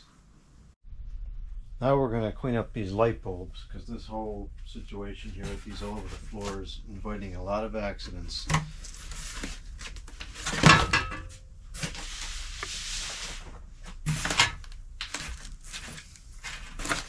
We'll start with the newer boxes of stuff on the bottom, and we'll move to older.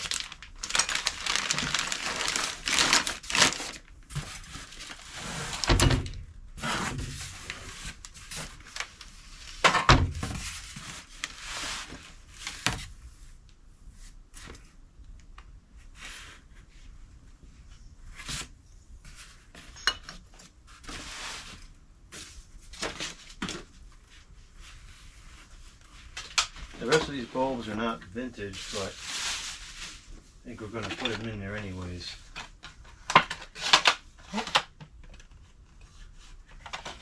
Those are old incandescents. These are halogens. That's just a stupid package. We've documented that package on video. I guess we'll just cancel that out.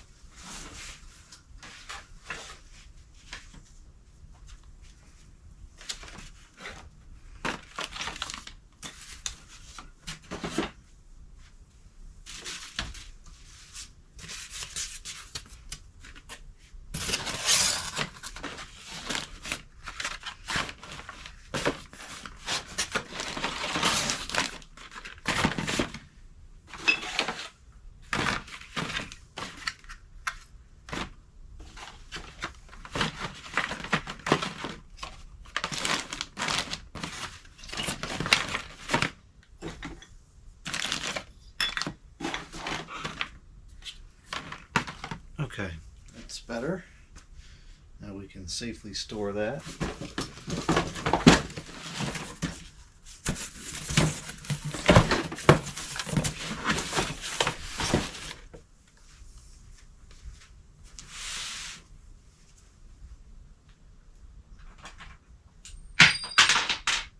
Come on.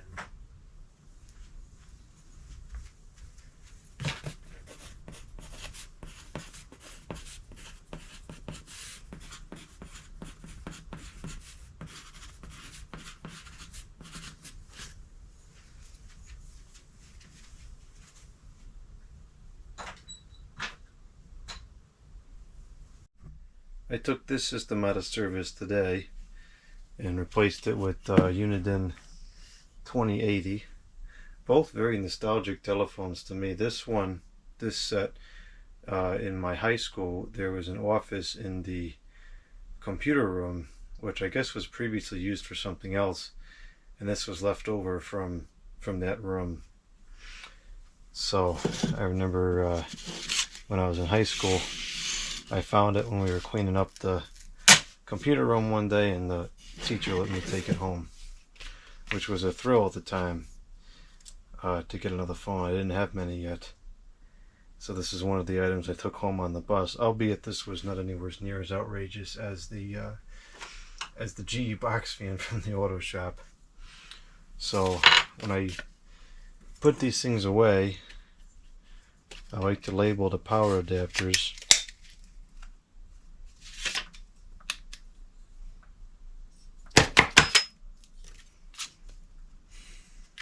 Can't anything just be normal around here? Come on. I was just talking to Kevin about that yesterday. Nothing is ever normal around here. Can't get a stinking break. I just wanted to punch a hole in a piece of paper, and I got a mess and jammed punchers. Anyways, what I was trying to say was I like to label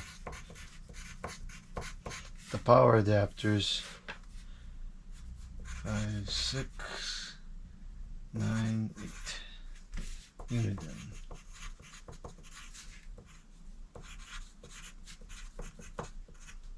DGHS. How about Z? It's almost time to go to sleep. Alright, so we did that, and I'm going to get a piece of wire tie here. And we're going to attach this label to the cords.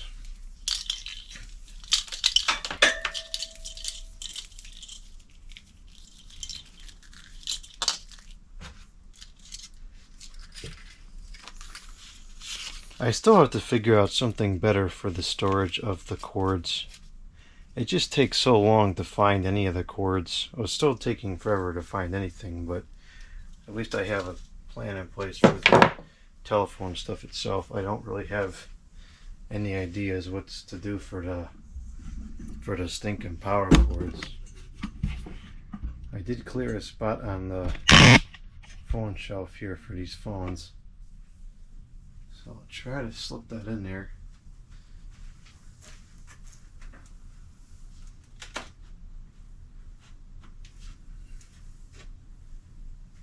If I could get the phones to be easier to find, I could do a lot more setups. The reason why I can't get any setups done is because I can never find any of the phones. And it becomes so frustrating because I just spend hours and hours looking for what I want to use and I'm unable to find it. But that'll be a winter project to fix that issue. And I will fix it. And we will start using more telephones. One of many things I want to start doing this winter.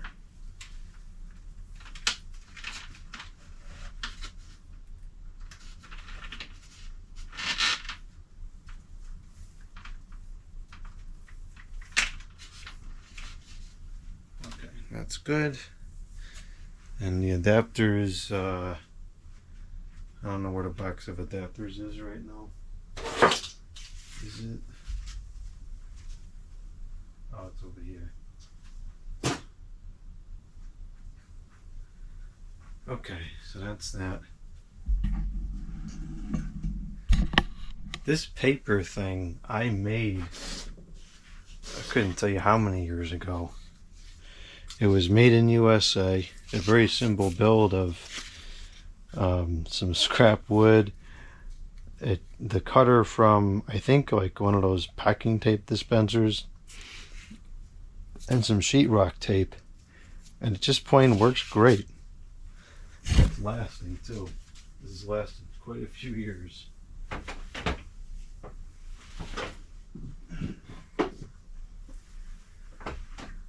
Alright, let's see.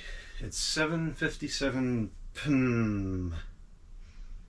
or 1957. So we have time to do one more video. I'm trying to think if we should do a fan video or a telephones video. The video viewage has been kind of what I would say to be randomized lately. Some videos that I expect to get a lot of views because they historically get a lot of views, nobody watches, and then videos that I think are junk, I post just for the sake of curiosity, and they go viral. So I don't know, it's hard to say. Really want to set up those cordless phones. I think I'm gonna do that. I think I'm gonna set up the cordless phones. So I have a box here with a bunch of the phones in it that I wanted to use, and hopefully the corresponding power supply is still. I've been kicking around the area here quite a bit.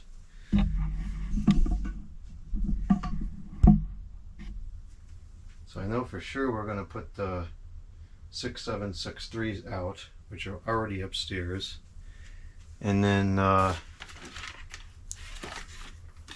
also wanted to put out these tacky General Electric things. Do these take the same batteries?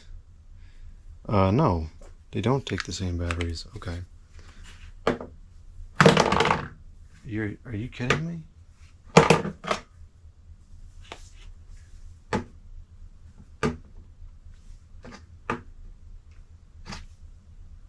These don't stand up on the table. That is the dumbest thing I've seen all day. Granted, that's a small survey because I didn't go to work, but still, that's dumb.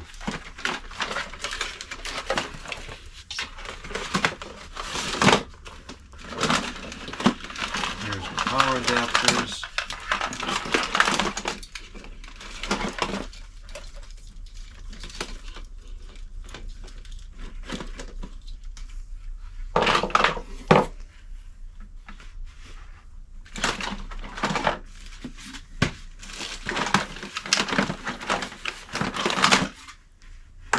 standing handset number 2. And I think there should be 3 handsets here. Non-standing handset number 3. So I have to think about where to put these. I don't know if they're going to have enough range to reach down here. I originally had wanted to put the base downstairs here, but I just don't think so that that the reception is going to be good enough. Because it's got to be able to at least work in the front yard halfway well, and it's just not going to, I don't think.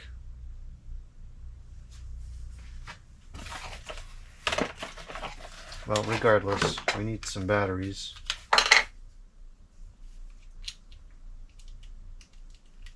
Yep, these are the ones that it takes.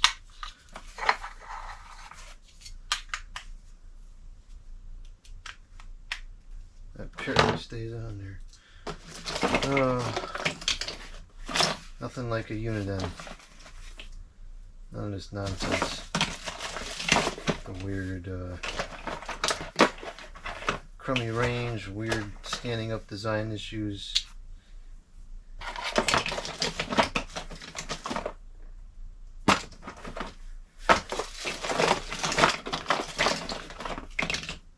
Okay, there's 3 batteries for that.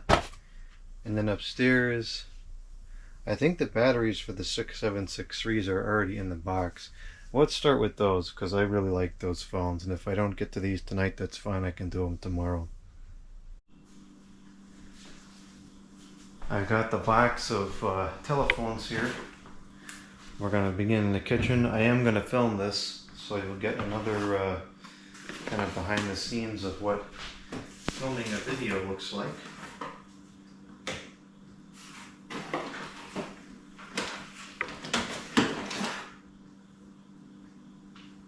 That I don't think has anything to do with this.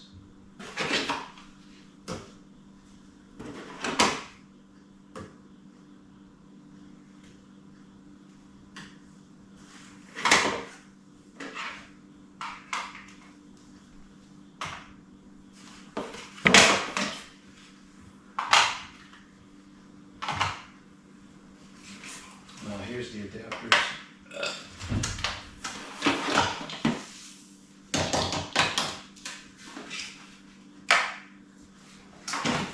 I think these are new batteries too.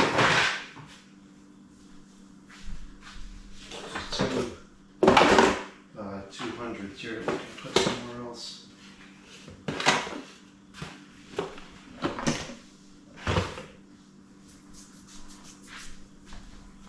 One of these has the clip and the other 2 do not. I gotta find that bag of clips.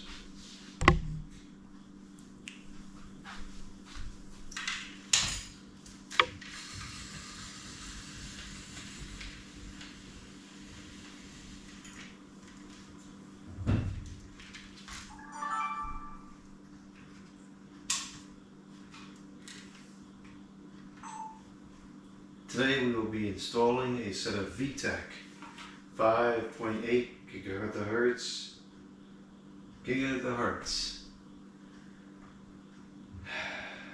Alright, take 2.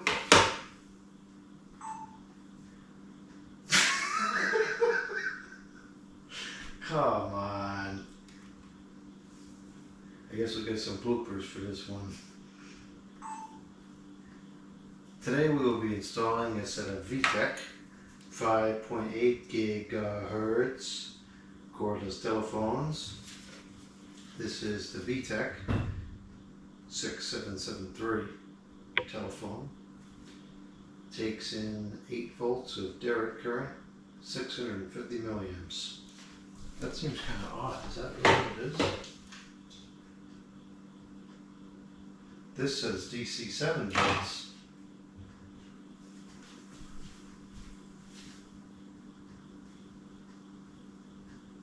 It definitely says 8. That's bizarre. This one says 9. Whoa. And these are outputting 9. This is 7 volts at 900 milliamps. And this is 8 volts This is totally the wrong adapter. It's just completely wrong. I'm not proceeding with the install like this. I gotta try to find the right adapter. Surprise, surprise, there's a freak show. An adapter freak show. This is the wrong adapter. I'm not sure what this goes to, but it does not go to these set of telephones. And that's why you always check, because sometimes things get screwed up. They shouldn't, but such is life. So now I'm just going to leave that out there because I have no idea what that goes to.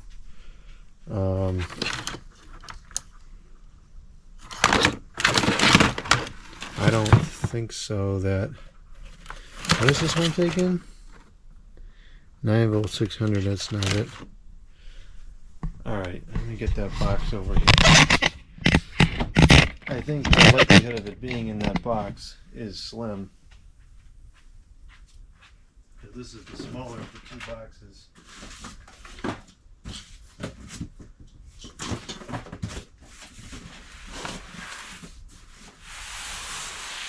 There was definitely some variance in those bases over the years. I know some of them took a standard 9 volt. I guess one of them must have taken a 7 volt. I don't know, that's kind of weird.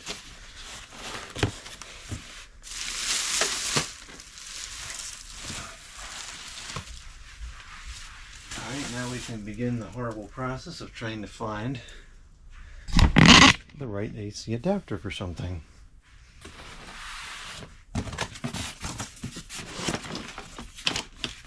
What I'm going to do is I'm going to check anything that says VTEC to see if we can get a voltage match.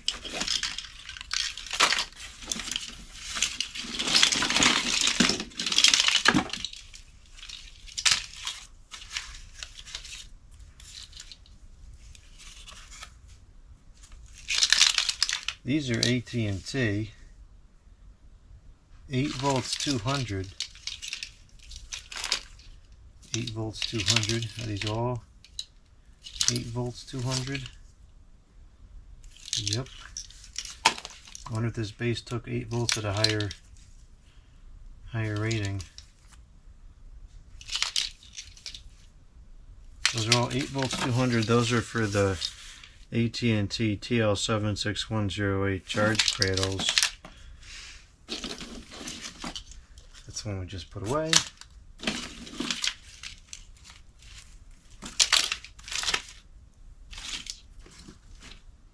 Oh dear.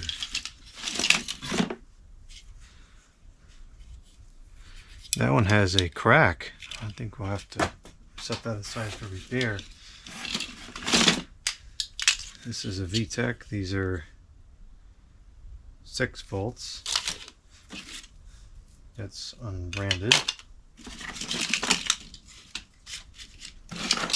Uniden.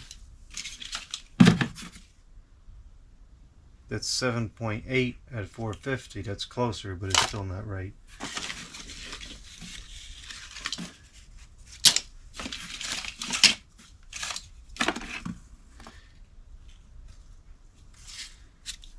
Nine volts. Uniden. And what's worse, to go higher voltage or lower voltage? I don't know. They're both pretty bad. Because you got to figure, although it's only 1 volt off, it's 1 volt out of 9. That's more than 10% variance. This needs to be corrected. This is all falling apart here.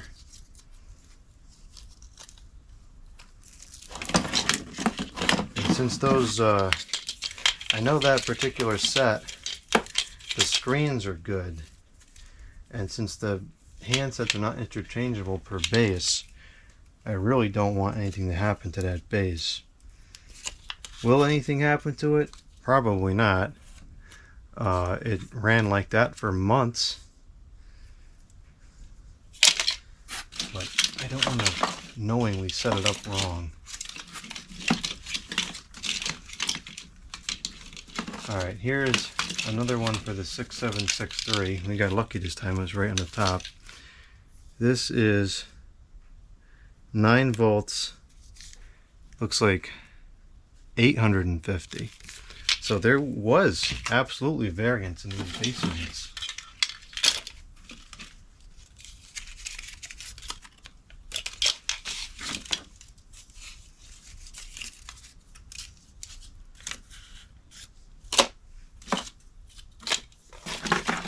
This looks like another VTEC, is it? Let's see. 6786. And this is 9 volts 600.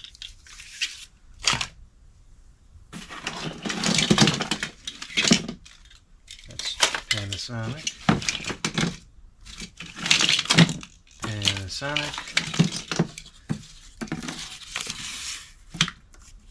Unit in 150s.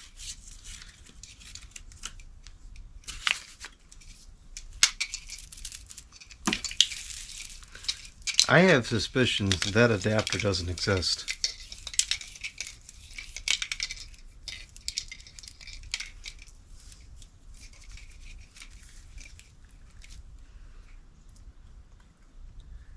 I have suspicion that that's the adapter it came to me with. That's how I've always used it.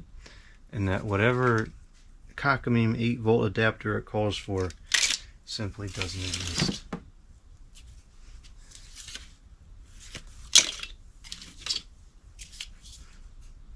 Nine volts, 600, yep. 9 volts, 600. That's another 6763. So we're 2 for 2 with the 9 volts.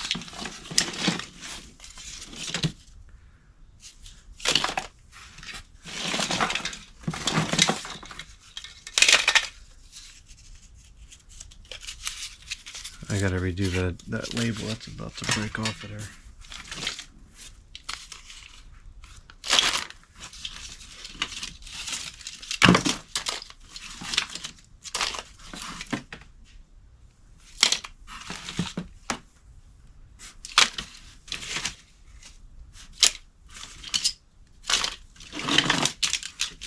There we go. Here goes another VTEC.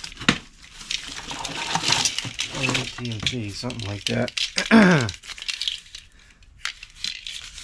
C4230 Clarity. That's more or less VTEC. What are these? 9 volts.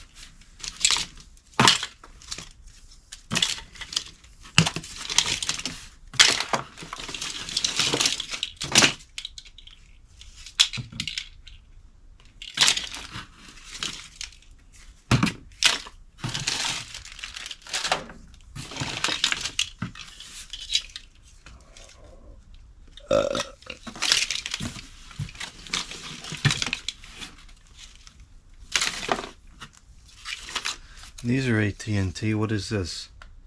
9 volts 200.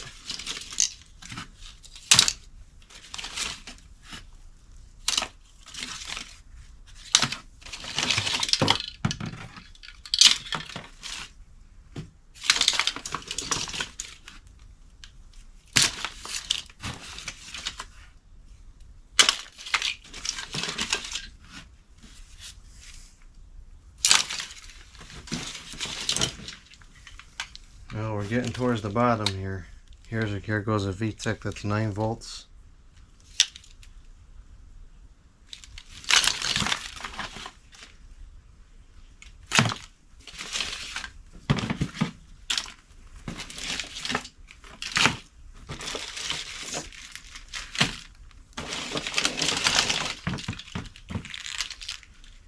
No VTEC in here. No VTEC.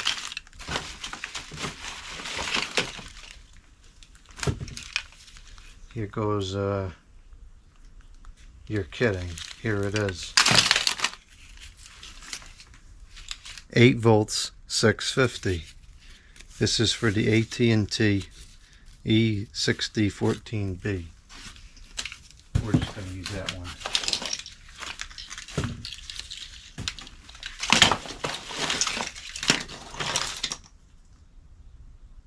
Here's an 8 volt 850.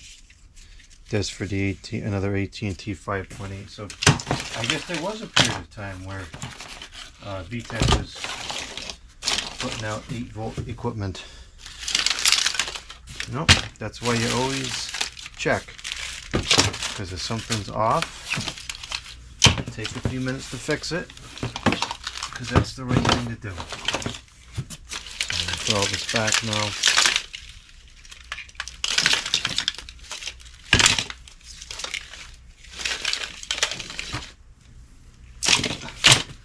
I gotta spend some time redoing some of these labels and tying this stuff back up a little better, but that's not a task for right now. We've already been delayed enough.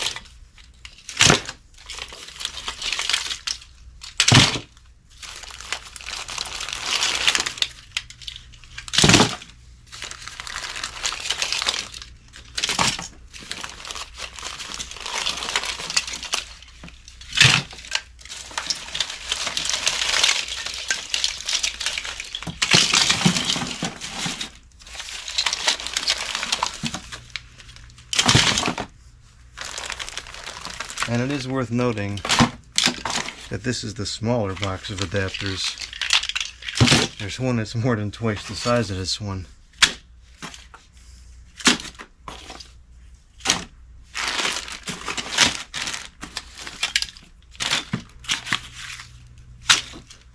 We lost in the label. Alright, we've got the right adapter now.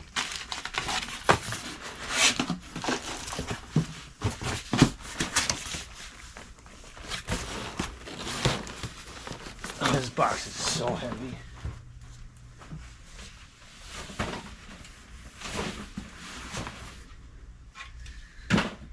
That box left a flat spot on the carpet where it's been sitting for the last couple of weeks. So this other adapter, I had no idea.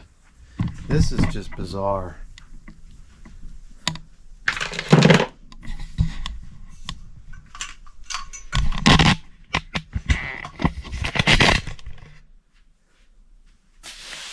These adapters are, actually they're not quite identical. So this is the 8-volt 650 and this is 7-volt 900. I don't know what this goes to. I have absolutely no idea. I used to be real particular about keeping the adapters with the phones that they came with in terms of model number and so forth, but more recently I'm starting to just pay more attention to specs. Ooh. Ow. Oh. I'm getting decrepit. I'm too young to be decrepit already. That is very painful.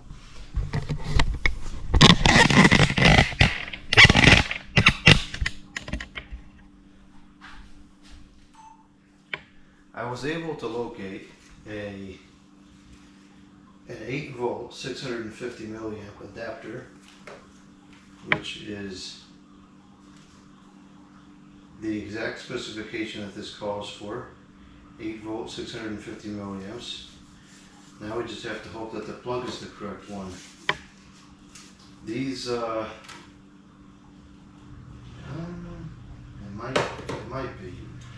This adapter is from an AT&T telephone model 6014B with color display. So it's a very similar telephone built during the same era, most likely. Let's make sure this adapter physically fits into this base. Okay, it fits. What a relief. Okay. So let's get these things set up here.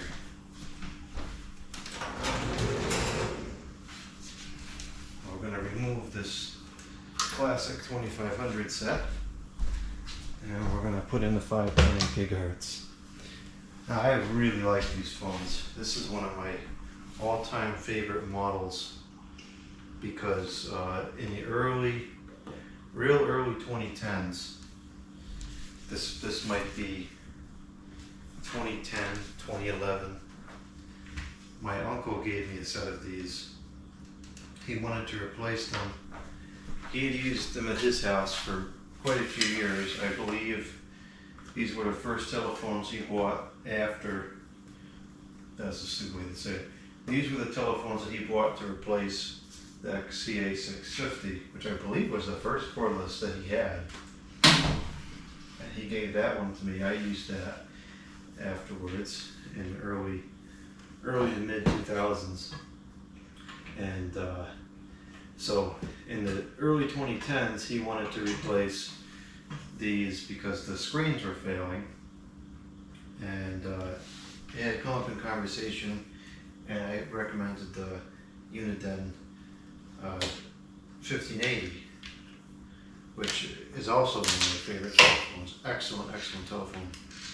And so he bought a set of 1580s, and he bought one of the waterproof ones to go with it. And he installed that in his house, and then he gave me these. Now this was very early on in my telephone collecting days. I was just starting to really get into telephones, and naturally I wanted to find a set of 5881s because that's what we used to have when I was growing up.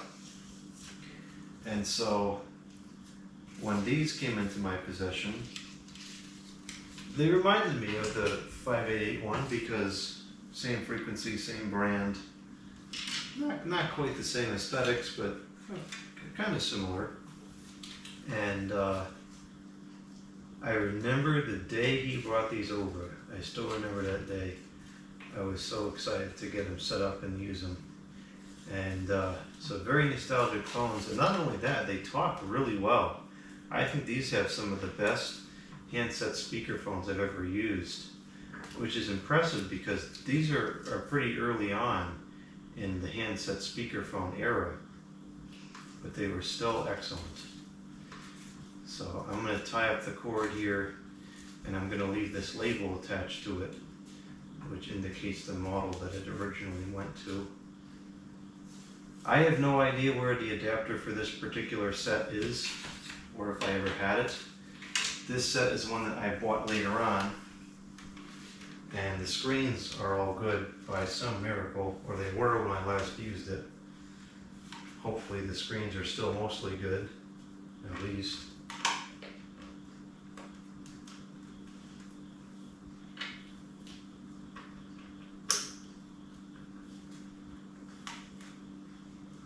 I think I might have the wall mount adapter for these somewhere. If I do, maybe I'll mount this to the wall. So that's why I put this here, so that it could be wall mounted. Oh, that's great. None of that was in the frame. Well, I suppose I take the video from this other camera here? Nah, it's too far back. Well, whatever, at least you got the audio. That was the most important part of that whole portion. So we'll try to make this install as clean as we can because it's highly visible.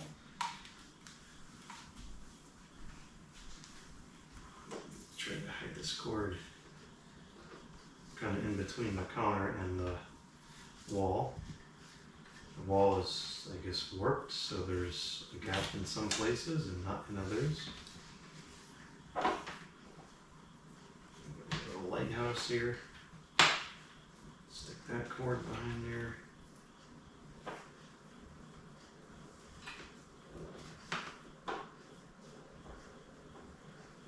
Okay. I'm not sure if I'm going to keep this battery charger here long term. I had it here last year during Christmas time because I use a lot of batteries during Christmas time. But I don't know, just kind of getting to the point where it's cluttering up this area and really not using it much right now. Alright, that should be good like that. Okay, I'm going to wash my hands, get the lead off because supposedly wires have lead. I dismantled all those adapters. I never cleaned the adapters, so who knows what the heck is in those adapters. Now we'll put the batteries into the handsets. These phones unfortunately do chew through batteries like crazy, so I got some new ones here that we'll put in. I bet this isn't in the frame either. Nope.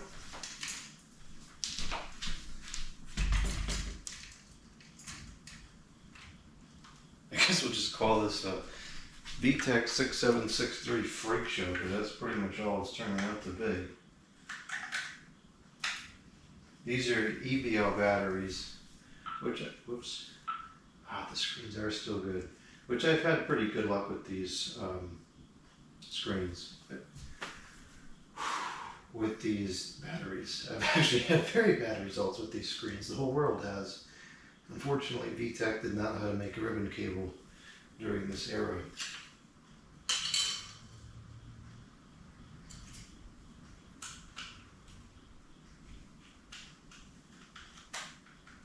Okay, so there's handset number one.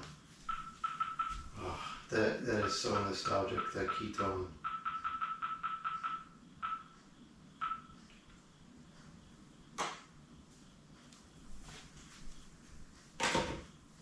That's nice, I like that. I like that a lot. Alright, let's see. We gotta set the time. It is 8:37. Monday, 12:04 a.m. 2023. To set date and time, press time. Monday, Tuesday, Wednesday, Thursday, Friday, Saturday, Sunday. 12 a.m., 12 a.m., 1 a.m., 2 a.m., 3, 4, 5, 7, 8 p.m. 4, 4, 4, 4, 4, 5, 8, 4, 9, 20, 26, 30, 31, 32, 33, 34, 37, 2023, 2023, 2024. Sunday, 8:37 p.m. 2024. Let's see what ringer this one is on. I like several of the ringers on these things.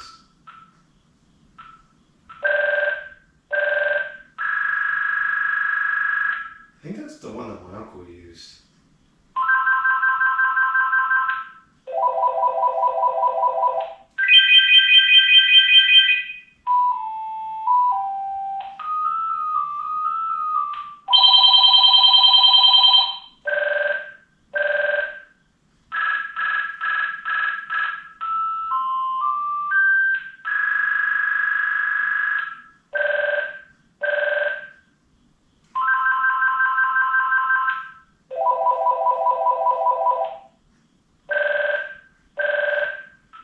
We'll go with 7. And make sure the bass ringer's on. Record outgoing message. Set security code. Set audible message alert. Set announce only. Set base ringer. On. Good. Okay, so that's it for the one here in the kitchen. I guess we should install the batteries while we're here.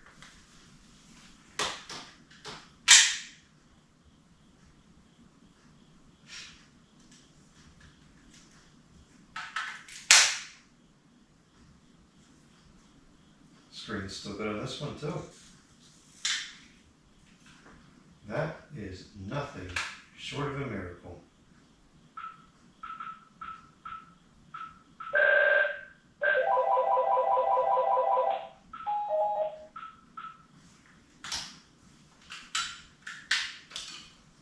These are getting a little bit loose, so that's why the foam is in there to kind of keep the vibrations down.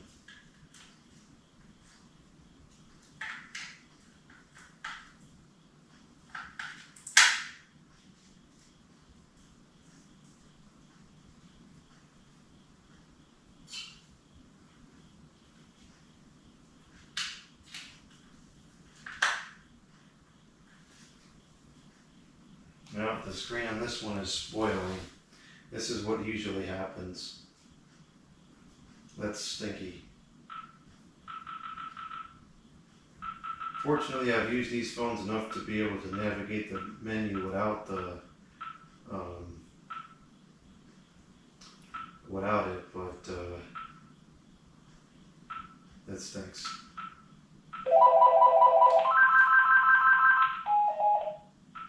Well, at least 2 of them are good still.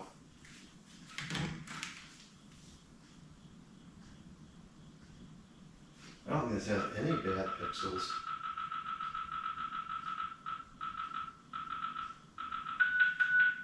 Look, it's got one missing row on the right, but that's it.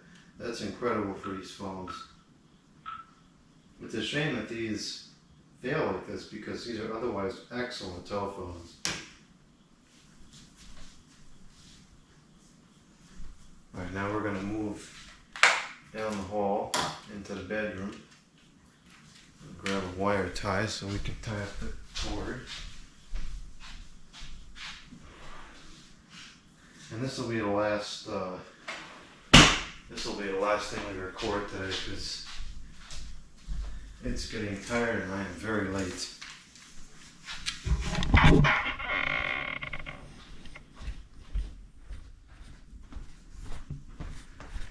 I still have to put all this laundry away.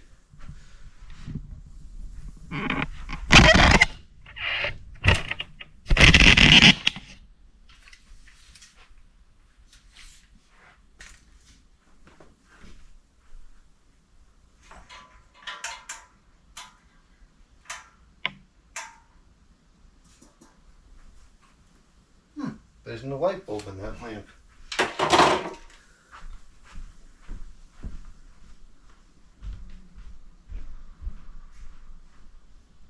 Where the heck is the stinking light bulb? Oh, come on. See, just like I was saying before, why can't anything just be normal around here? Like turn on a lamp and the light bulb is still in it. Is that all that much to ask for? Jeez. Well, fortunately, I have plenty of light bulbs.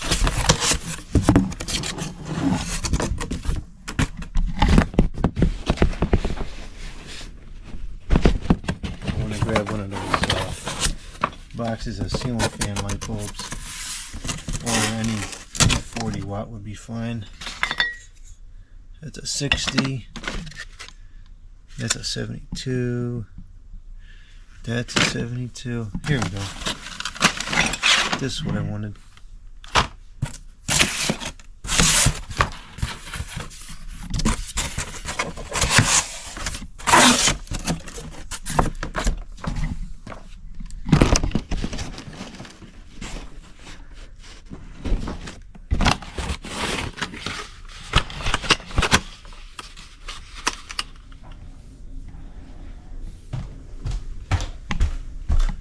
Can still buy these, that's why I've been using them lately. I think I probably have enough halogens to get through several decades, but if I can still buy these, I'd rather use these.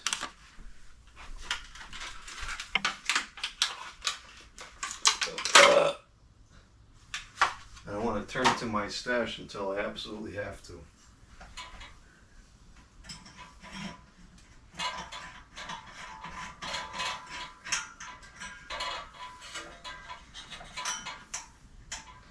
Okay, now we can proceed.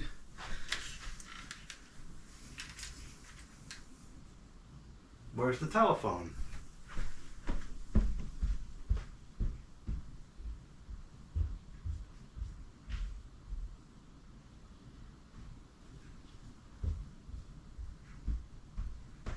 Here's the telephone.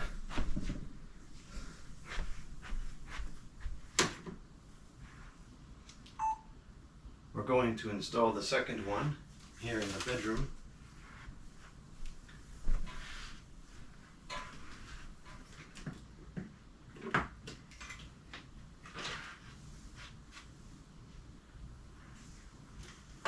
Now this is the VTEC 5881. This is what we had growing up. And it's kind of funny how the way things have changed. So now I actually have more nostalgia to this set.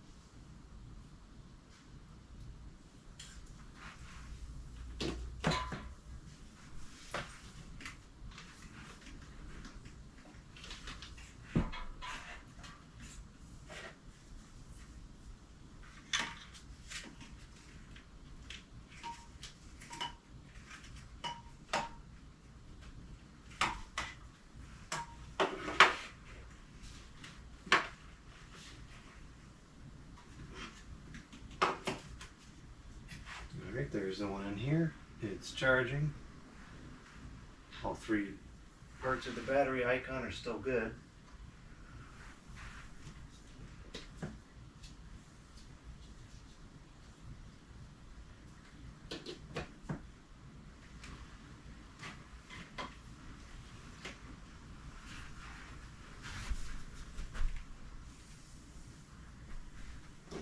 For now, I'm just going to take this one and I'm going to plug this in the living room next to the colorful display one.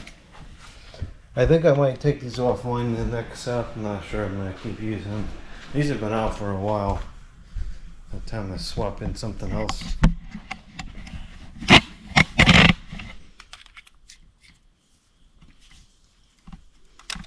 I always do kind of like to have these together though.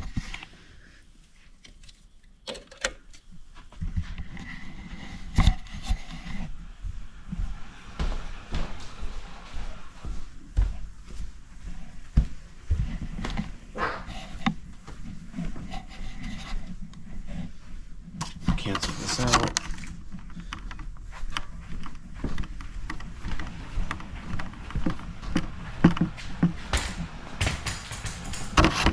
Now we'll go downstairs to do the last one.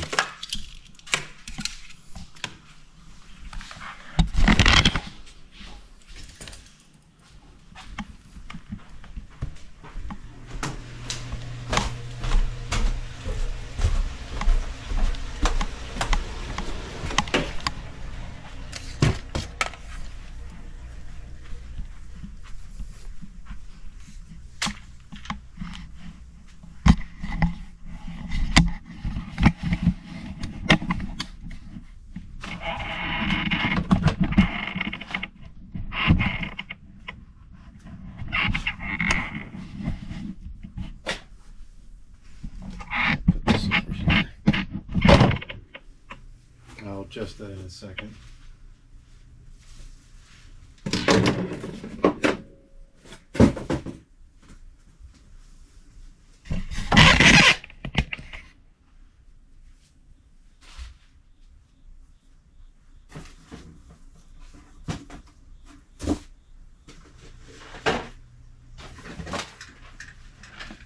Can't even get to this one.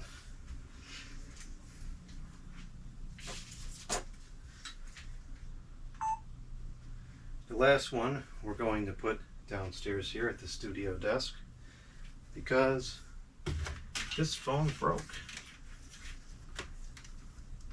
Seems like the remaining 5 are decent, but not having good luck with these, what do you call it, 103.1S, this particular set. I'll unplug this computer. This is coming on every single time I turn the power bar on. Okay. I need a new piece of wire tie.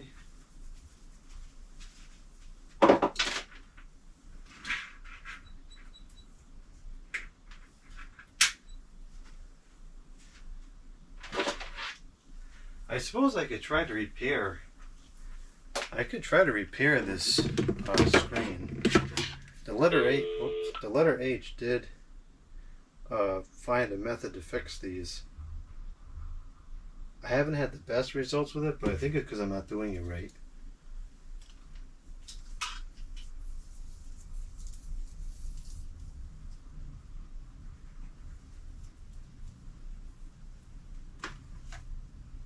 Yeah, maybe I'll try to fix this. It's so bad, it can't possibly get any worse. Maybe I'll try to fix it tomorrow.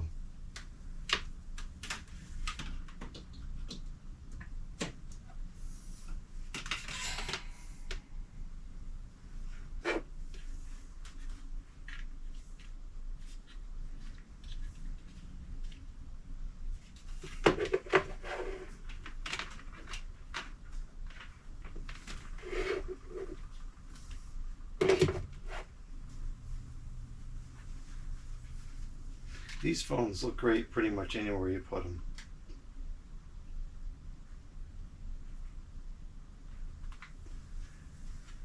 Okay, that's a wrap for my recording of today. Now I gotta get all these videos into the computer. And I gotta put all that laundry away. I would film that, but I'm probably gonna have I'm gonna try to import the videos while I do that, so I'm not gonna show that on video. If that's a major disappointment to anybody, I suppose I can make a dedicated video to folding laundry next time I wash the towels. Before we close out this video, let's take a look at the temperature. It's 72 in here.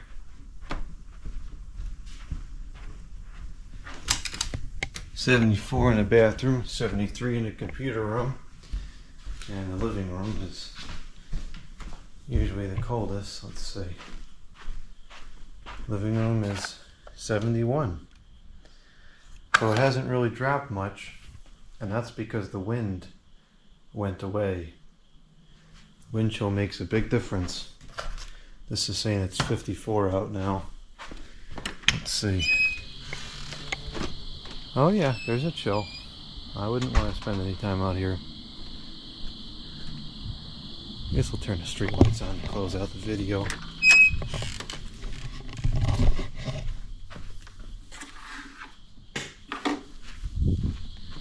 There they go.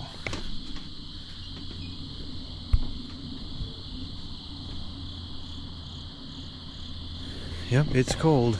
It's cool. It's not quite cold yet. But it's seasonal. I remember September usually is nice to warm during the days, like 70s, mid 70s. But then you gotta shut the windows as soon as it starts to, the sun starts to go down, because it does get cold quick.